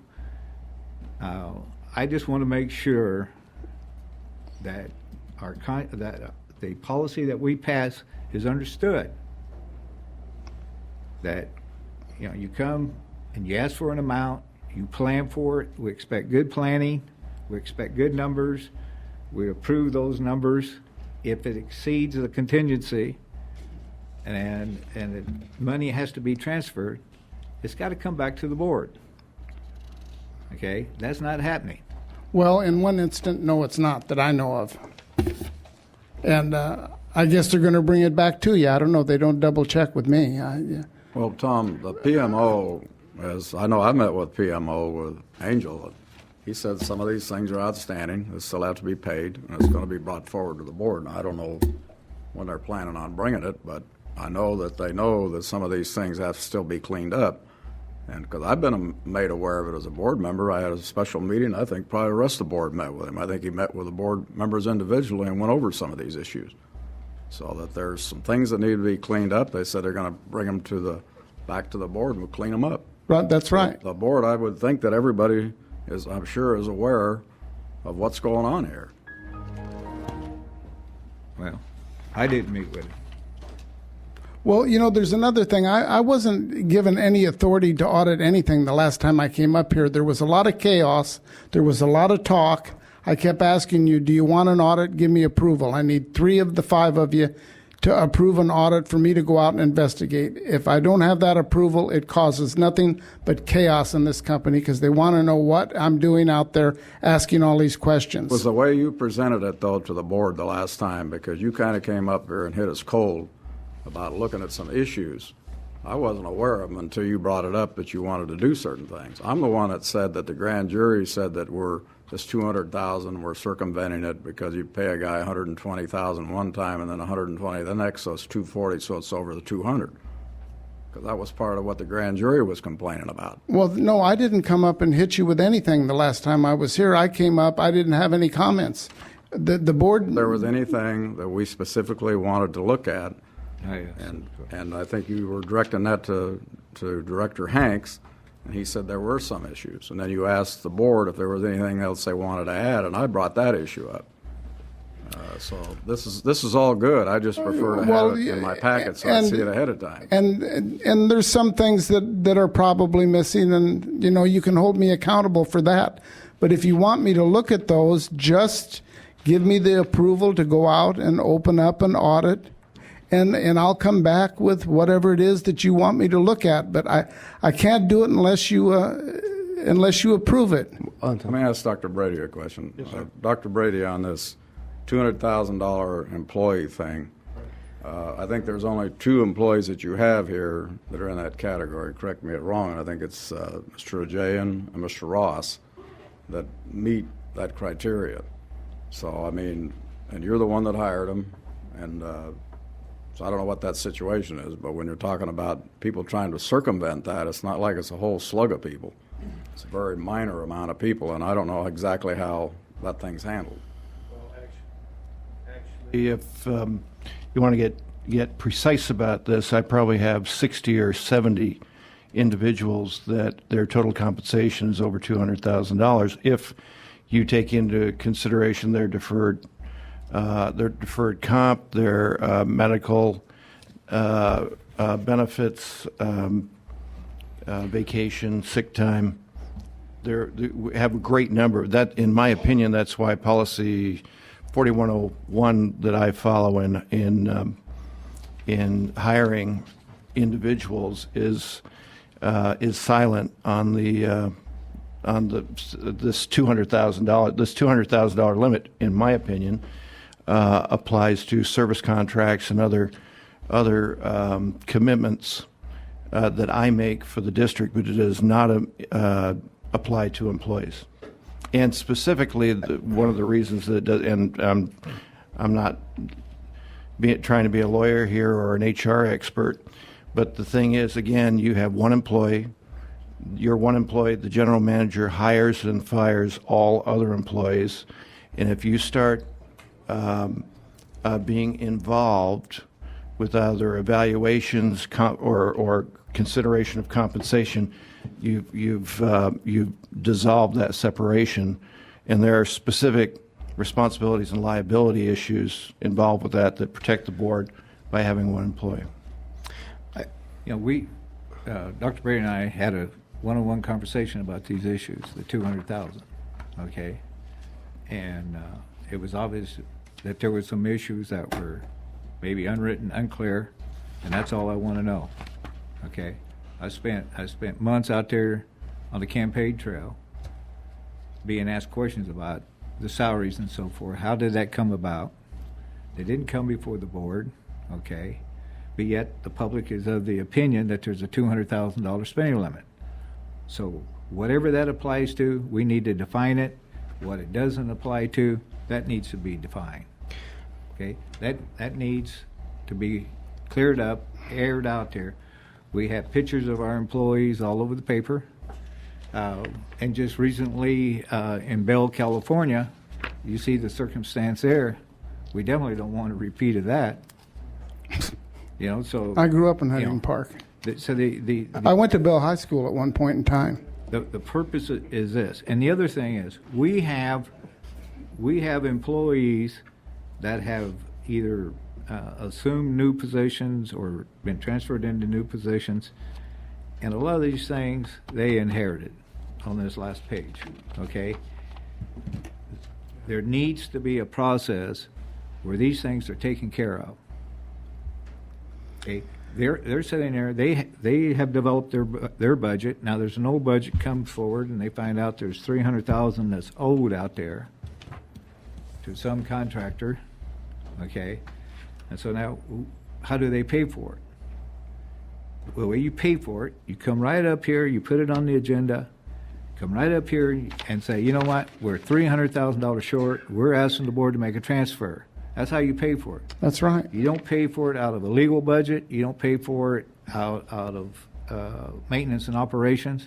Okay. The budget, we adopt the budget. That's our responsibility to monitor it. And we can't monitor that budget if we don't know what's going on. Okay. And that was the purpose of asking for this. Okay.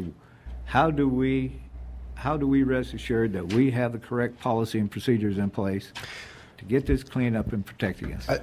You're not going to know that unless you have the general manager analyze it for you and come back and give you the information on the MWAs that have discrepancies to them as far as billing is concerned, and we owe them money and we haven't paid them and it hasn't been taken to you. Because before we pay it, it should be taken to you. Now, I know that there's a few problems there, and I don't know if it's been brought to you yet, but here's your management team, okay? If you want me to do it, give me the authority to audit the contracts, give me the authority to audit the MWAs, and I'll do that, and I'll bring that analysis back to you. But I'm not trying to be difficult, Mr. Hanks. I'm just telling you I can't. Let me ask, Mr. Garber, on one of these issues, I think maybe Shields. and there may be some legal action pending, right? And it's money that was an overrun that wasn't paid. My understanding is, and Vance has been working on it, that money's going to be paid, and there's not going to be a legal action. So now we're spending legal time and so forth. We owe the money. Bring it before us. Yeah. Let's make the transfers. And my understanding also on that is supposedly that's within, and again, I only understand from a legal perspective, but supposedly that's being paid as within the MWA approved by the board. Is that Vance? Is he here? You're talking about Griffin. Yeah. But I don't know the details, Director Hanks, so I'm not making the decision on the MWA side. I believe there are two different issues. There's one that is the shields with Griffin, and then there is the other one with the polo grounds. Okay. And the polo grounds is the one that has the legal issue. Director Hanks, But you know, what I'm saying is, the staff is struggling out there. Okay, they got this hanging over them. They need an avenue to get this taken care of and move forward with the rest of their projects and get this settled once and for all. Some of these go clear back to 2004. Yeah, That's so right. Let's get caught up on them. Let's get them closed out. Let's get the CSBs closed out. And you know, from what I'm saying, we probably need a policy whereby once a project is closed, it can't be opened up without coming back to the board again. Closed means it's closed. It's paid off. Finished.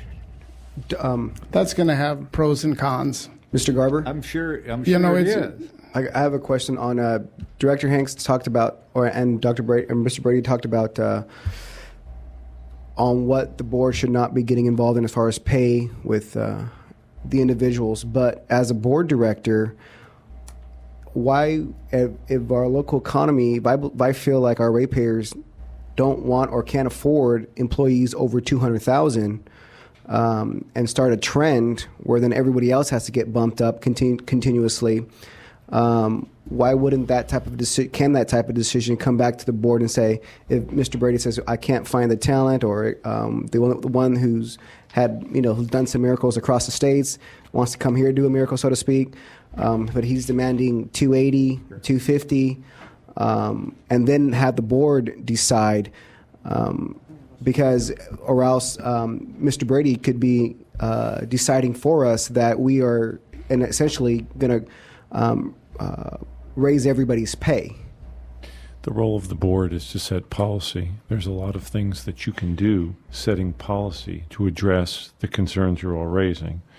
If you get involved in hiring and firing of individual employees, you jeopardize the security that you have under the government code. Right. You should not be involved in setting salaries for individual employees that don't work for you. There are 3 employees that work for you: general manager, general counsel, and the internal auditor. You have certain protections under the law because you set policy. And so, but that being said, there's a lot of things you can do by setting policy to address the concerns that you have. You just have to do it on a broad-based policy matter rather than looking at individual employees that are being hired.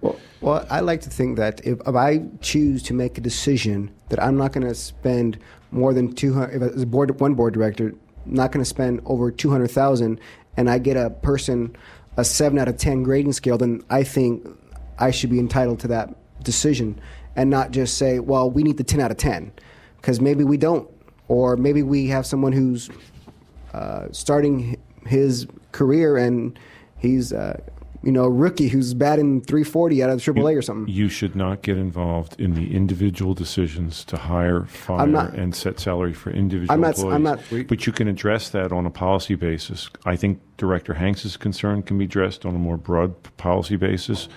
I think some of your concerns can be, but some of them cannot. Your role is not to look at individual hires made by the general manager. If you start I'm doing that, more concerned about wages, not necessarily the person. Well, but if you want to set broad-based wage scales for employees at the district, that's fine. But if you're going to get involved in a specific hire that's going on, looking at that person, no wages. So maybe I misunderstand what you're asking me then. What we did when we adopted the governance policy, we tried to have as much flexibility for management to be able to operate within that realm. Our policy dealing with the salaries, was set up in the executive limitations, and it reads, with respect to employment compensation and benefits to employees, consultants, contract workers, and volunteers. General manager shall not cause or permit jeopardy to fiscal integrity or public image. That's pretty broad, okay? But there has been an issue outside, okay? And so my question is, the way our governance policy, we started with the big bow, but we can't tighten it up by making smaller issues, okay? Certainly. But it's become an issue, and it's an issue that we have to respond to within the grand jury report. And that was part of my question is, okay, is this an issue where we need to tighten up a policy? Okay, are we operating within the realm of the policy? And that's what I was after. Okay. Tom, on the a lot of these projects were approved in 2004, 2005. I want to say about 70% of them. If you look at everything that was going on between 2004 and 2007, every year, because everything was so much in demand, prices continue to go up, supply and demand. If people are buying, you can sell it for more. Why not sell it for more and make more money? Do the projects 1 through 14, do they have something in common as far as a particular tool, what we thought cost in 2004, but in 2006 cost something else, which is causing the overrun? Was there underlying factor as far as cost of goods going up? Well, the cost of living would drive it up as you wait to approve an MWA. Sometimes it takes you quite a while. It comes back, and it comes back, and it comes back. They've done their estimates, say 6 months prior to you approving it. There's going to be a cost adjustment immediately. So, yes, a lot of those are probably in this list. Which ones, I don't know, because I didn't audit the list. I didn't go through and analyze it. I just put the list together for you so that you could take a look at it. Also, I know that, not getting into detail what the grand jury, but I think a lot of these projects were added probably tens of thousands of jobs because you had contractors building houses. You needed to meet the demand, and nobody saw an end to the site, so to speak. You had just a lot of business. Well, they were moving pretty quick. And for us not to do anything, I think, would have been a disservice to both counties. Well, we had to do the work, if I'm not mistaken, or the growth wouldn't have continued. We had to supply the power to them. So, yeah, but one thing about it, since we brought these issues up, management has taken a look at the planning, looking at the numbers that's coming forward, what's driving those numbers, how can they be more accurate.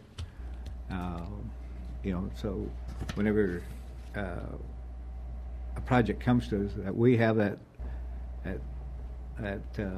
sense of trust in the numbers that's coming forward. That's what it's going to cost. Because we're looking at large numbers here, and now that these things have been identified, we have some of these issues kind of trapped in limbo out there. They need to be resolved. They need to be closed out. How do we go about it? That's to me, that's the issue. Maybe I can shed some light on that. Well, Tom. Yeah, I think help. There's been a lot of times. That's why I think PMO was brought in, because I've seen a lot of projects in some of the reports where MWA may be passed in 07, 08, but it'll be flat, and where it should have actually been coming up a little bit. Where it was projected, where it should be up here, all of a sudden it'll take a sharp spike in 09. And maybe that spike exceeds because they waited till 09 to get what they should have been buying in 07, 08. That's true. With the exception of the two projects that Tom had identified, the one issue with Shields and the one issue with Jackson, all projects on the list have been closed and all the outstanding balances have been paid. We did pass the new policy for both procurement and MWA in December of 2009, and the board does have a choice to make. Do we continue to look backwards at the things that we know weren't right, that have, with the exception of those two projects, the two outstanding invoices that still need to be managed?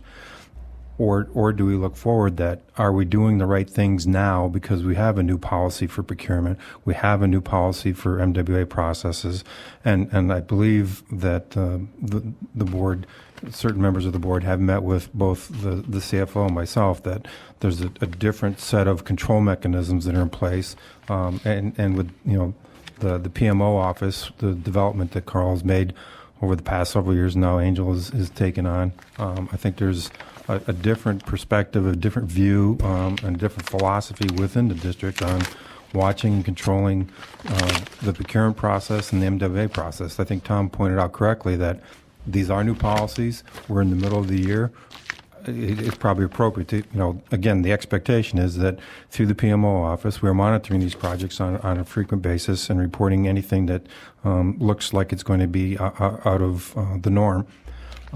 We need to be diligent, and I think that's where Tom gets to provide some assistance, that how are we doing through the course of the year? But we do have a new policy, and everything that's on the list, with the exception of those 2 invoices, are closed projects, and those funds have already been expended. Yeah, I was just going to say, as Mr. Jayan said, that, and Mr. Campbell, we're moving forward fixing the problems so that we don't get into these kind of situations. But when you bring this sheet up, and I know we're aware of this because I know I told you Angel met with me and told me he was meeting with the rest of the board. I asked him that question. But I know that there's... Who met with you? He met with me, and he called me in about a month ago, and I met with him, and he told me that there was projects out here that hadn't been paid, need to be cleaned up. Okay. And I asked him if the rest of the board was aware of it, and he said, yeah, he was meeting with him. So anyway, we need to clean it up, and then like Mr. Campbell and Mr. Jayan said, we're fixing things as we move forward. We don't need to keep looking back all the time. Let's look forward in a positive manner, fix the things that are wrong, and let's keep on moving. Okay. Okay. Well, I'm concerned about Director Hanks not being satisfied with the presentation, and I can understand his concerns. So if he has some things that he wants looked at, all of you have to decide, are you gonna vote for an audit to look at them or not? Because if you don't tell me yes or you don't tell me no, I get in limbo, and I end up with the situation similar to this. Well, we can start pulling the board. I believe what I think everybody agreed on was the IID versus contractor, was the projects. Well, but that's coming up. That's right. We're going to bring that up. Yeah. And I think it's going to be Director Hanks bringing an item for discussion and action for policy, as far as within the lines about wages. Director Hanks. Well, I think the way to get it, the answer that I'm looking for is, when we set up PMO, there was a dotted line as a direct report to the board that if things were not progressing, his first obligation was reported to his supervisors and clear up to the general manager. Right. And if it wasn't taken care of, then there was to be a dotted line that comes to the board.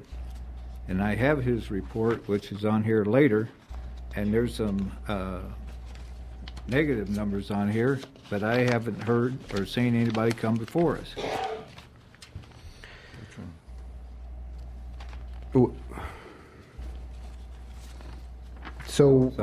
My question is, how are you paying these bills? It's already projected over. Yeah, sure. Greg?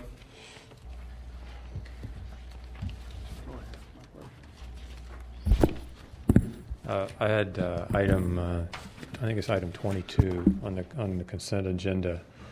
And I had previously provided an MWA report on a quarterly basis for water. This is our first one that we've done for energy, and I think centralized services both. And what it is a summary of cost MWAs through December 31st, 2009. And it's mainly to report the service agreement costs within the MWAs, as you'll see that as an attachment. But if you're looking at the energy side, there are really 3 projects that I just want to talk briefly about. They're on page 2 of 3 of the energy report. There were 3. This is at the end of December 31st, 2009. There were 3 projects that exceeded the MWA amount.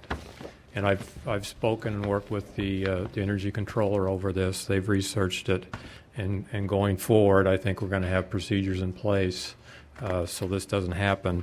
The grand total of these 3 overages at the end of last year was $150,000. Now, yeah, I agree we shouldn't have been over, but they have a capital budget of sometimes close to $200 million. So as a percentage of that $200 million, it's very, very minimal. It's probably about 1/10 of 1%.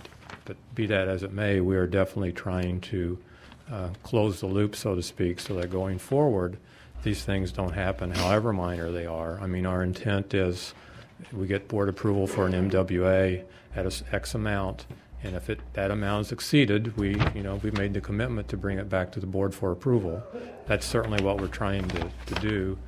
For whatever reason, there were a couple that slid through the cracks, and that didn't happen. And all I can tell you is we're trying to do better in the future, and we will do better in the future. When there's a projected overrun, at what point in time do they come back and let us know? Well, as soon as they think there's going to be a projected overrun, it's supposed to come back in front of the board. I don't think that's happened. Yeah, and that was part of the new policy adopted in December. But at this point, again, Angel's on vacation this week, so I don't have all the details. But if that were happening, it is his responsibility to report that. And to my knowledge, he has not reported that there are any current NWAs that look like they're going over. I mean, the board has the report the quarterly report that he submitted, and there are a couple of managerial items that he has identified in that report that the board does have. One of the problems that we have had, and it came out in the study on Jackson Shields, was that there was one project manager assigned to the project, but the project manager really doesn't manage the project. He oversees the project. And there was never one individual in energy who was responsible for managing the expenditures and all elements of it. So when we started to look into this in some detail, we would find people pointing fingers at each other, saying, well, that was engineering, or that was construction and maintenance they went over, or that was something that PMO wanted, and we knew. So we've now been assigning a project engineer to have total responsibility for the fiscal aspects of a project and working with project management. In some respects, they don't really like it because now they're accountable and responsible for it. But that is one of the changes we have implemented. I know Dave Koch is over there checking his. Have you been listening to me, Dave? Do you agree with me? There we go. Do you want to comment at all? Okay, come on and just talk a little bit about how you've assigned one project engineer in charge. As part of each project, as the MWA is created, or as the project goes forward, a single individual in engineering is assigned total control of that. At that point, we're also working very closely with PMO. For example, on the KNKS project, which is going to come in over budget, but between budget and contingency, Joe Lopez is doing an outstanding job of staying on the project on a day-by-day basis, making sure that all aspects of the project are overseen. But we have a single engineer, Juan Carlos Sandoval, who's in charge of the entire project. So in the past, you would look and say, there's somebody from engineering, somebody from field, somebody from the inspection group, somebody from PMO. At this point, there is a single person that we can take full accountability for. And you can add real estate and contracts. There may be as many as 6 different places that contributed to that bottom line dollar expenditure on it. And all of them, we've had cases where engineers say, well, I gave that to real estate. That was their job to do. And we're not, I think we've straightened that out. And this KNKS line, what is the total budget on that? I believe $14.8 million. There's really the first major big project we have done the last couple of years, and that is going to be within within contingency, the budget, adjusted budget, including contingency. That's true. It is nothing that has to come back to the board, and the changes were due to having to purchase some additional conductor that was not initially anticipated, plus a cost of additional right-of-way when we went through some of the grape lines at the north end of the Salton Sea. But those things are under control, and we know who's in charge of the project from start to finish, which we haven't known in the past. When you look at New Jackson and Shields, we didn't know who was running the project.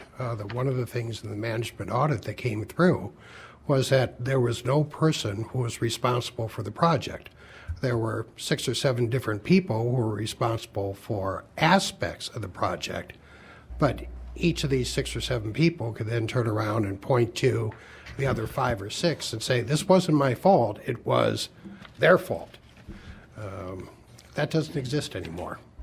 And that was an outgrowth strictly of the matrix study. Okay. Director Hanks? Yes. What would you like to have brought back? Well, it's on the agenda. I'm further down on these. I'll point out a couple of circumstances. Or then certainly move to the next item. I'd just like to know, Mr. Campbell or Mr. Jain, on these questions that have come up with Mr. Kaiser and the board. Is there something that needs, Mr. Kaiser's asking the board what it is that we want that he needs to come back with, but is there something that you guys can bring forward also so we can kind of get this thing worked out so we can move forward? I think Tom and I have always had a good working relationship. If there's anything, he knows that he can just come talk to me. And if it's contract information, we'll get the contract information. It's understanding the policy.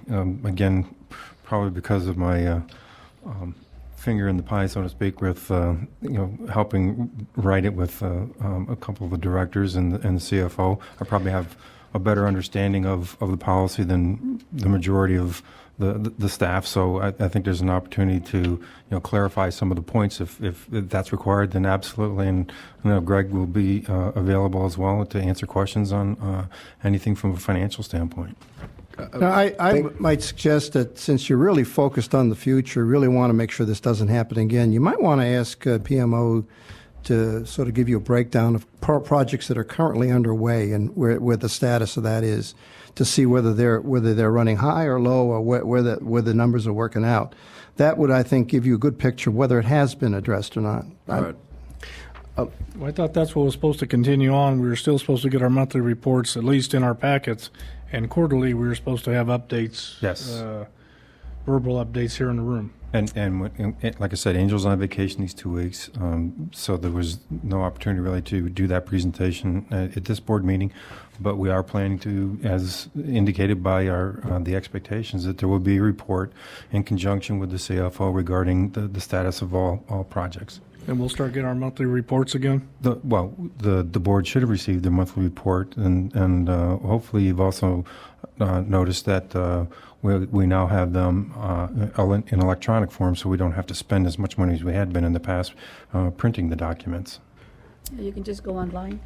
Well, it's not on the website, but it's on local servers within the district. But again, it just came out this past month. I think there's a great opportunity for the board to take a look at that, because you can now have all the information you need right there by accessing it through your computer.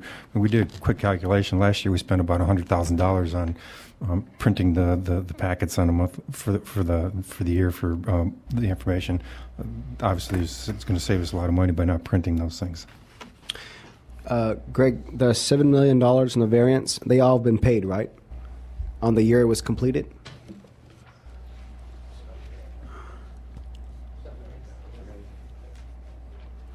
I'm sorry, I don't quite understand your question. For example, the year approved 2005, year completed 2006, approved budget 16 That was what Tom had. That's your chart. 24,000 was paid. In other words, all the variances have been paid. That was the page that Tom had. Everything but yours. Okay. Yeah. Okay. Tom, thank you very much. We'll continue this. Let's move on. Thank you, Tom. we are going to item 6, support of Imperial Valley Disaster Recovery Team. Yes, Mr. President. Let me get to mine. Roberta, there you are. Burns will give you an update. Thank you. The Imperial Valley Disaster Recovery Team was formed at the request of Cal EMA and FEMA. And it is founded on the principles of volunteer organizations assisting in disasters, and that is the 4 C's: communicate, cooperate, coordinate, and collaborate. And I've attached for your information our policies and procedures, which includes our mission statement, so you can better see what we're intending to do. We formed a couple of months ago. We now have a phone number and an address. Some of our members are in the audience that sat at the table. And one of the things that we've noticed that's different about this disaster I've certainly been involved in the past is we have a lot more people with needs that can't be met by one agency. They're still struggling to try and recover and get back to a normal situation. We still have people that are not in their homes yet, mostly because sometimes there's things that were in place before the earthquake that prevent them from fixing their home now. We have pulled together a lot of agencies. So if there's someone that can't be, how this works is if somebody has help, but it doesn't meet all of their needs, the caseworker takes it to the Unmet Needs Committee, and we see if we can find funding that can meet the gap, whatever that gap is. What we're asking is that you support us. I think it is in your interest because of your customers. And you may actually at times want to be a member and sit at the table, either in the water section or the power section, whatever is most appropriate. I would leave that in your hands. But I would ask that you support this effort. What do you mean by support this effort? Support whatever the disaster recovery team is trying to do. Right now we are dealing with just this disaster. In other areas, I might add that this is formulated after many others that have been formed in Southern California and in all of California and in other places to deal with specific disasters. Many of those have turned into a long-term recovery team. Including planning for future disasters. So how can we support you? Be more specific, please. What are you asking for? I'm asking for your support, but if we do have a lot of people that are needing to get their electricity and their water reconnected and fixed, and that's one of the areas that you could help us with, is that your staff communicate with us.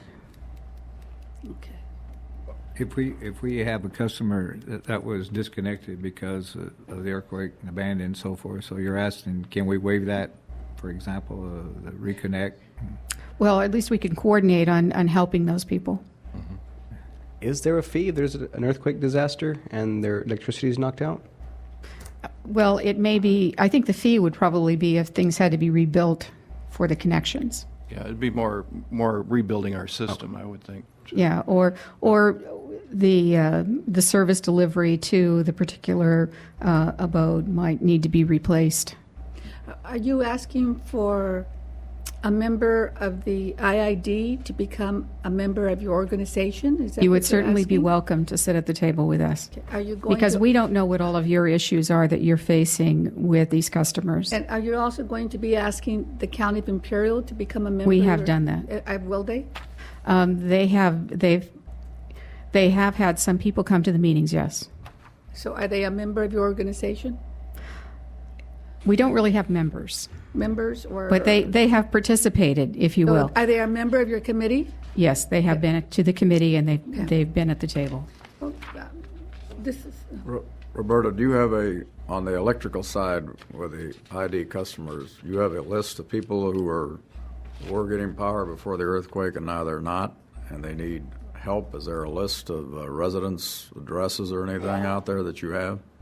I don't know, Bobby, do you know if we have, I don't think we have any of those right now, do we, that we can share? Well, then let me ask you this, how do you It's know more that- likely in the that not repairs. everybody's not all hooked up back, got their hookups again since the earthquake? How do you know that there's still people out there that don't have electrical service? Because people are asking for help in that area. Are they telling you what the addresses are, or is anybody taking that down? Yes, we will be working with them on that. Well, we'd be happy to, follow up on this, see find out who we're talking about, and Yeah, I would like get on top of the that. board to direct the general Sure. manager to be the contact person and Sure. follow Now, through. and just for the boards, if you don't mind, Roberta, on the board packet, page 25, you'll see the current list of, I guess these are the active agencies. Yes. American Red Cross, Catholic Charities, Salvation Army, and all the rest. Yeah, we'll be happy All right. to work with you. And there's your contact person right there. Thank you. Are you going to put us on this list here, Roberta, on the left side of the paper here? If you would like. Are you going to put our Well, shield? we're going to see if it costs anything to be listed on that side. That's what I was asking. What kind of support? Thank you. We'll talk. Thank you, Roberta. We'll do one more before break. We'll do 7 PowerPoint presentation on new hydrokinetic turbine technology.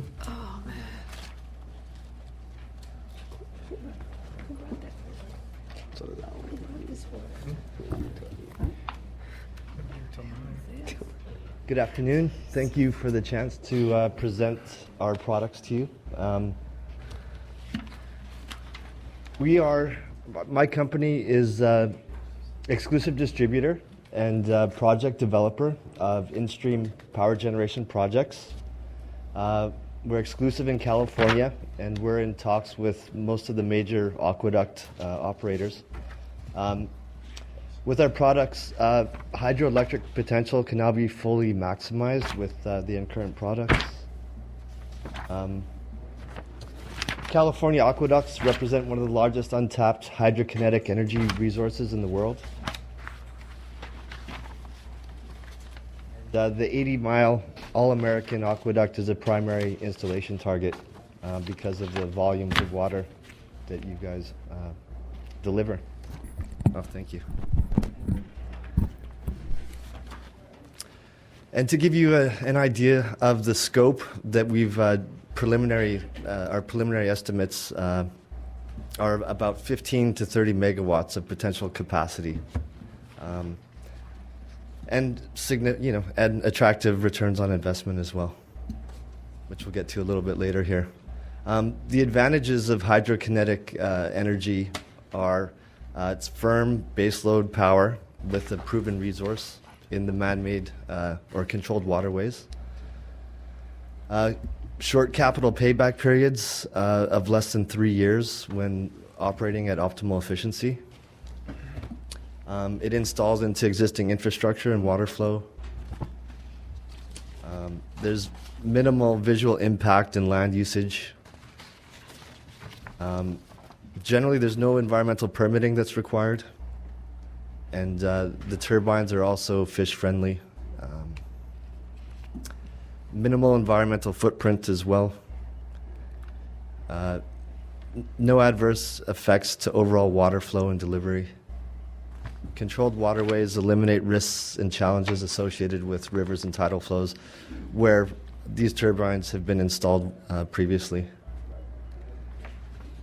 This is just a quick overview of the turbine and its characteristics here. They're made in several different sizes, all the way up to 250 kilowatts. The most ideal model for the All-American Aqueduct is probably going to be the 125 kilowatt. They're made in high and low velocity models. The low velocity model is most likely going to be the type of turbine used in the All-American Canal and California aqueducts in general. A feasibility study is required to determine the exact costs and operational parameters of the project. A standard installation site requires a minimum water velocity of 6 feet per second.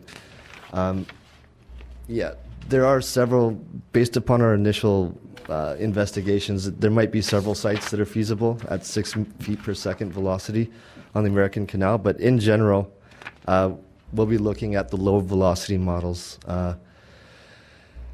1.5 feet per second and higher can be increased to feasible speeds with the incorporation of a shroud or a duct. It's similar to a funnel effect. Again, the 125 kW low velocity turbine would probably be the most suitable for mass deployment. And canal installations can be placed in series from 1.5 to 3 turbines per mile, depending on the characteristics and the slopes involved in the specific locations. And yeah, the first installations can be completed within 3 months of placing an order. This is a diagram to give you an idea of what they would look like placed in a canal. The dark blue surrounding the turbine there is the shroud. This is a side view. Again, we wouldn't be affecting the entire cross-sectional flow. It would only be affecting a fraction of the overall flow of the canal. And spacing is one of the things that needs to be fine-tuned and worked on further, just to determine the overall density and the overall capacity that's possible. It gives you an idea of what a system looks like with a bow in front to deflect any debris.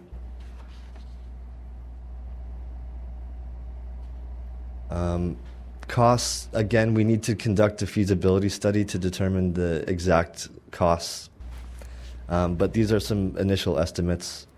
These assumptions include just under 1,000 megawatt hours of output per year per 125 kilowatt generator, $100 per megawatt hour for electricity sales, and we've also included the RECs into the projections here over a 25-year project life. We're looking at a range between $2,500 to $3,500 per kilowatt installed. Again, this varies on the number of units that we purchase. If the order is large enough, we'd probably consider doing manufacturing locally or regionally, which would bring down costs significantly. Annual revenues based on these assumptions are just under $150,000 a year. Operating costs are very minimal. Generally, it just has to do with lubricants and visual inspections. The internal rate of return is quite high for a renewable energy project, and as well, net present value is quite high. But again, we need to do more research to determine the exact numbers there. Our general proposal is we can offer an outright purchase of turbines. Secondly, there's lease finance that can be made available. And thirdly, our company would be willing to finance the project outright and pay a lease or royalty to the IID. Our main goal here is to schedule and commence a feasibility study. Again, the feasibility study isn't going to be that complex or that time consuming, and the cost would probably be in the range of about $5,000 to $10,000. This technology has begun to spread across the world. There's installations taking place in India right now. It's a Canadian company that's developed the technology, so there's many installations that have been done in Canada. There's one installation in Alaska, and there's discussions for several installations from Washington, Oregon to Utah. And yeah, the IID has an opportunity to be a world leader in large-scale hydrokinetic power generation. And yeah, we're happy to facilitate the development of these projects in any capacity possible. Thank you, Mr. Christ. I think probably before the board asks any questions about the technology, or I know that if we move something forward, something like this, I think there's other companies. I think Director Hanks has spoke to one about something similar. But I think the first question that probably needs to be answered is, does the board have an appetite to put something in the All-American Canal? And if it's legal. Yeah, well, I know, and from my standpoint, I know when Director Abadi came on board, he was the one that suggested we start looking at turbines in the water. Because we have plenty of water flowing around here, and so I think it's something that the board, at least I wouldn't mind taking a look at, but I know that there's other board members here who may have other projects they want to look at. So I'm in agreement with you. We need to be open-minded about what's going on. We got to talk to staff on the water side, see what the possibilities are about. And you also got lines you got to build.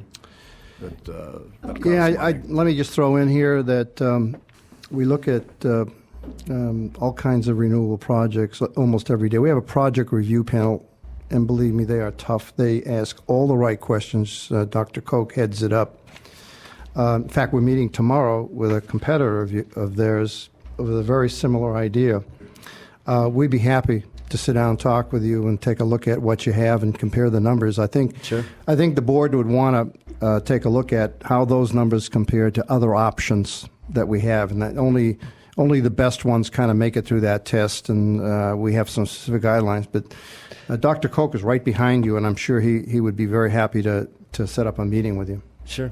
There are very few commercially ready in-stream turbines or hydrokinetic turbines available in the marketplace right now. So yeah, and we have looked at it in the past, but with energy costs going where they are in terms of the, we've settled on the geothermal and one solar project as being our best options. But I think it is time to take another look at the option of small hydro. So I think it's appropriate that you brought it forward, but we've got to kind of put you through the same test we put everybody else through. Of course. Jeff, can we put something on the All-American Canal like that, even though it's not? I don't know. We'd have to look into it. I'm sure that's the first thing that we need to probably before we waste. Yeah, we'd need authorization from the Fed. No. So, all right, Mr. Gross, thank you. All right, thanks. Mr. Garber, with our agreement with Coachella Valley, would this have any potential of being utilized in the Coachella and meet within our contract with them? That's a great question. I don't know the answer. I'd like that to be in the affirmative, actually. Yeah, and if it plugs up their canal, we'll test them first. We're already paying net proceeds. We'll just add this to the list. All right, thank you. We will take a 10-minute break.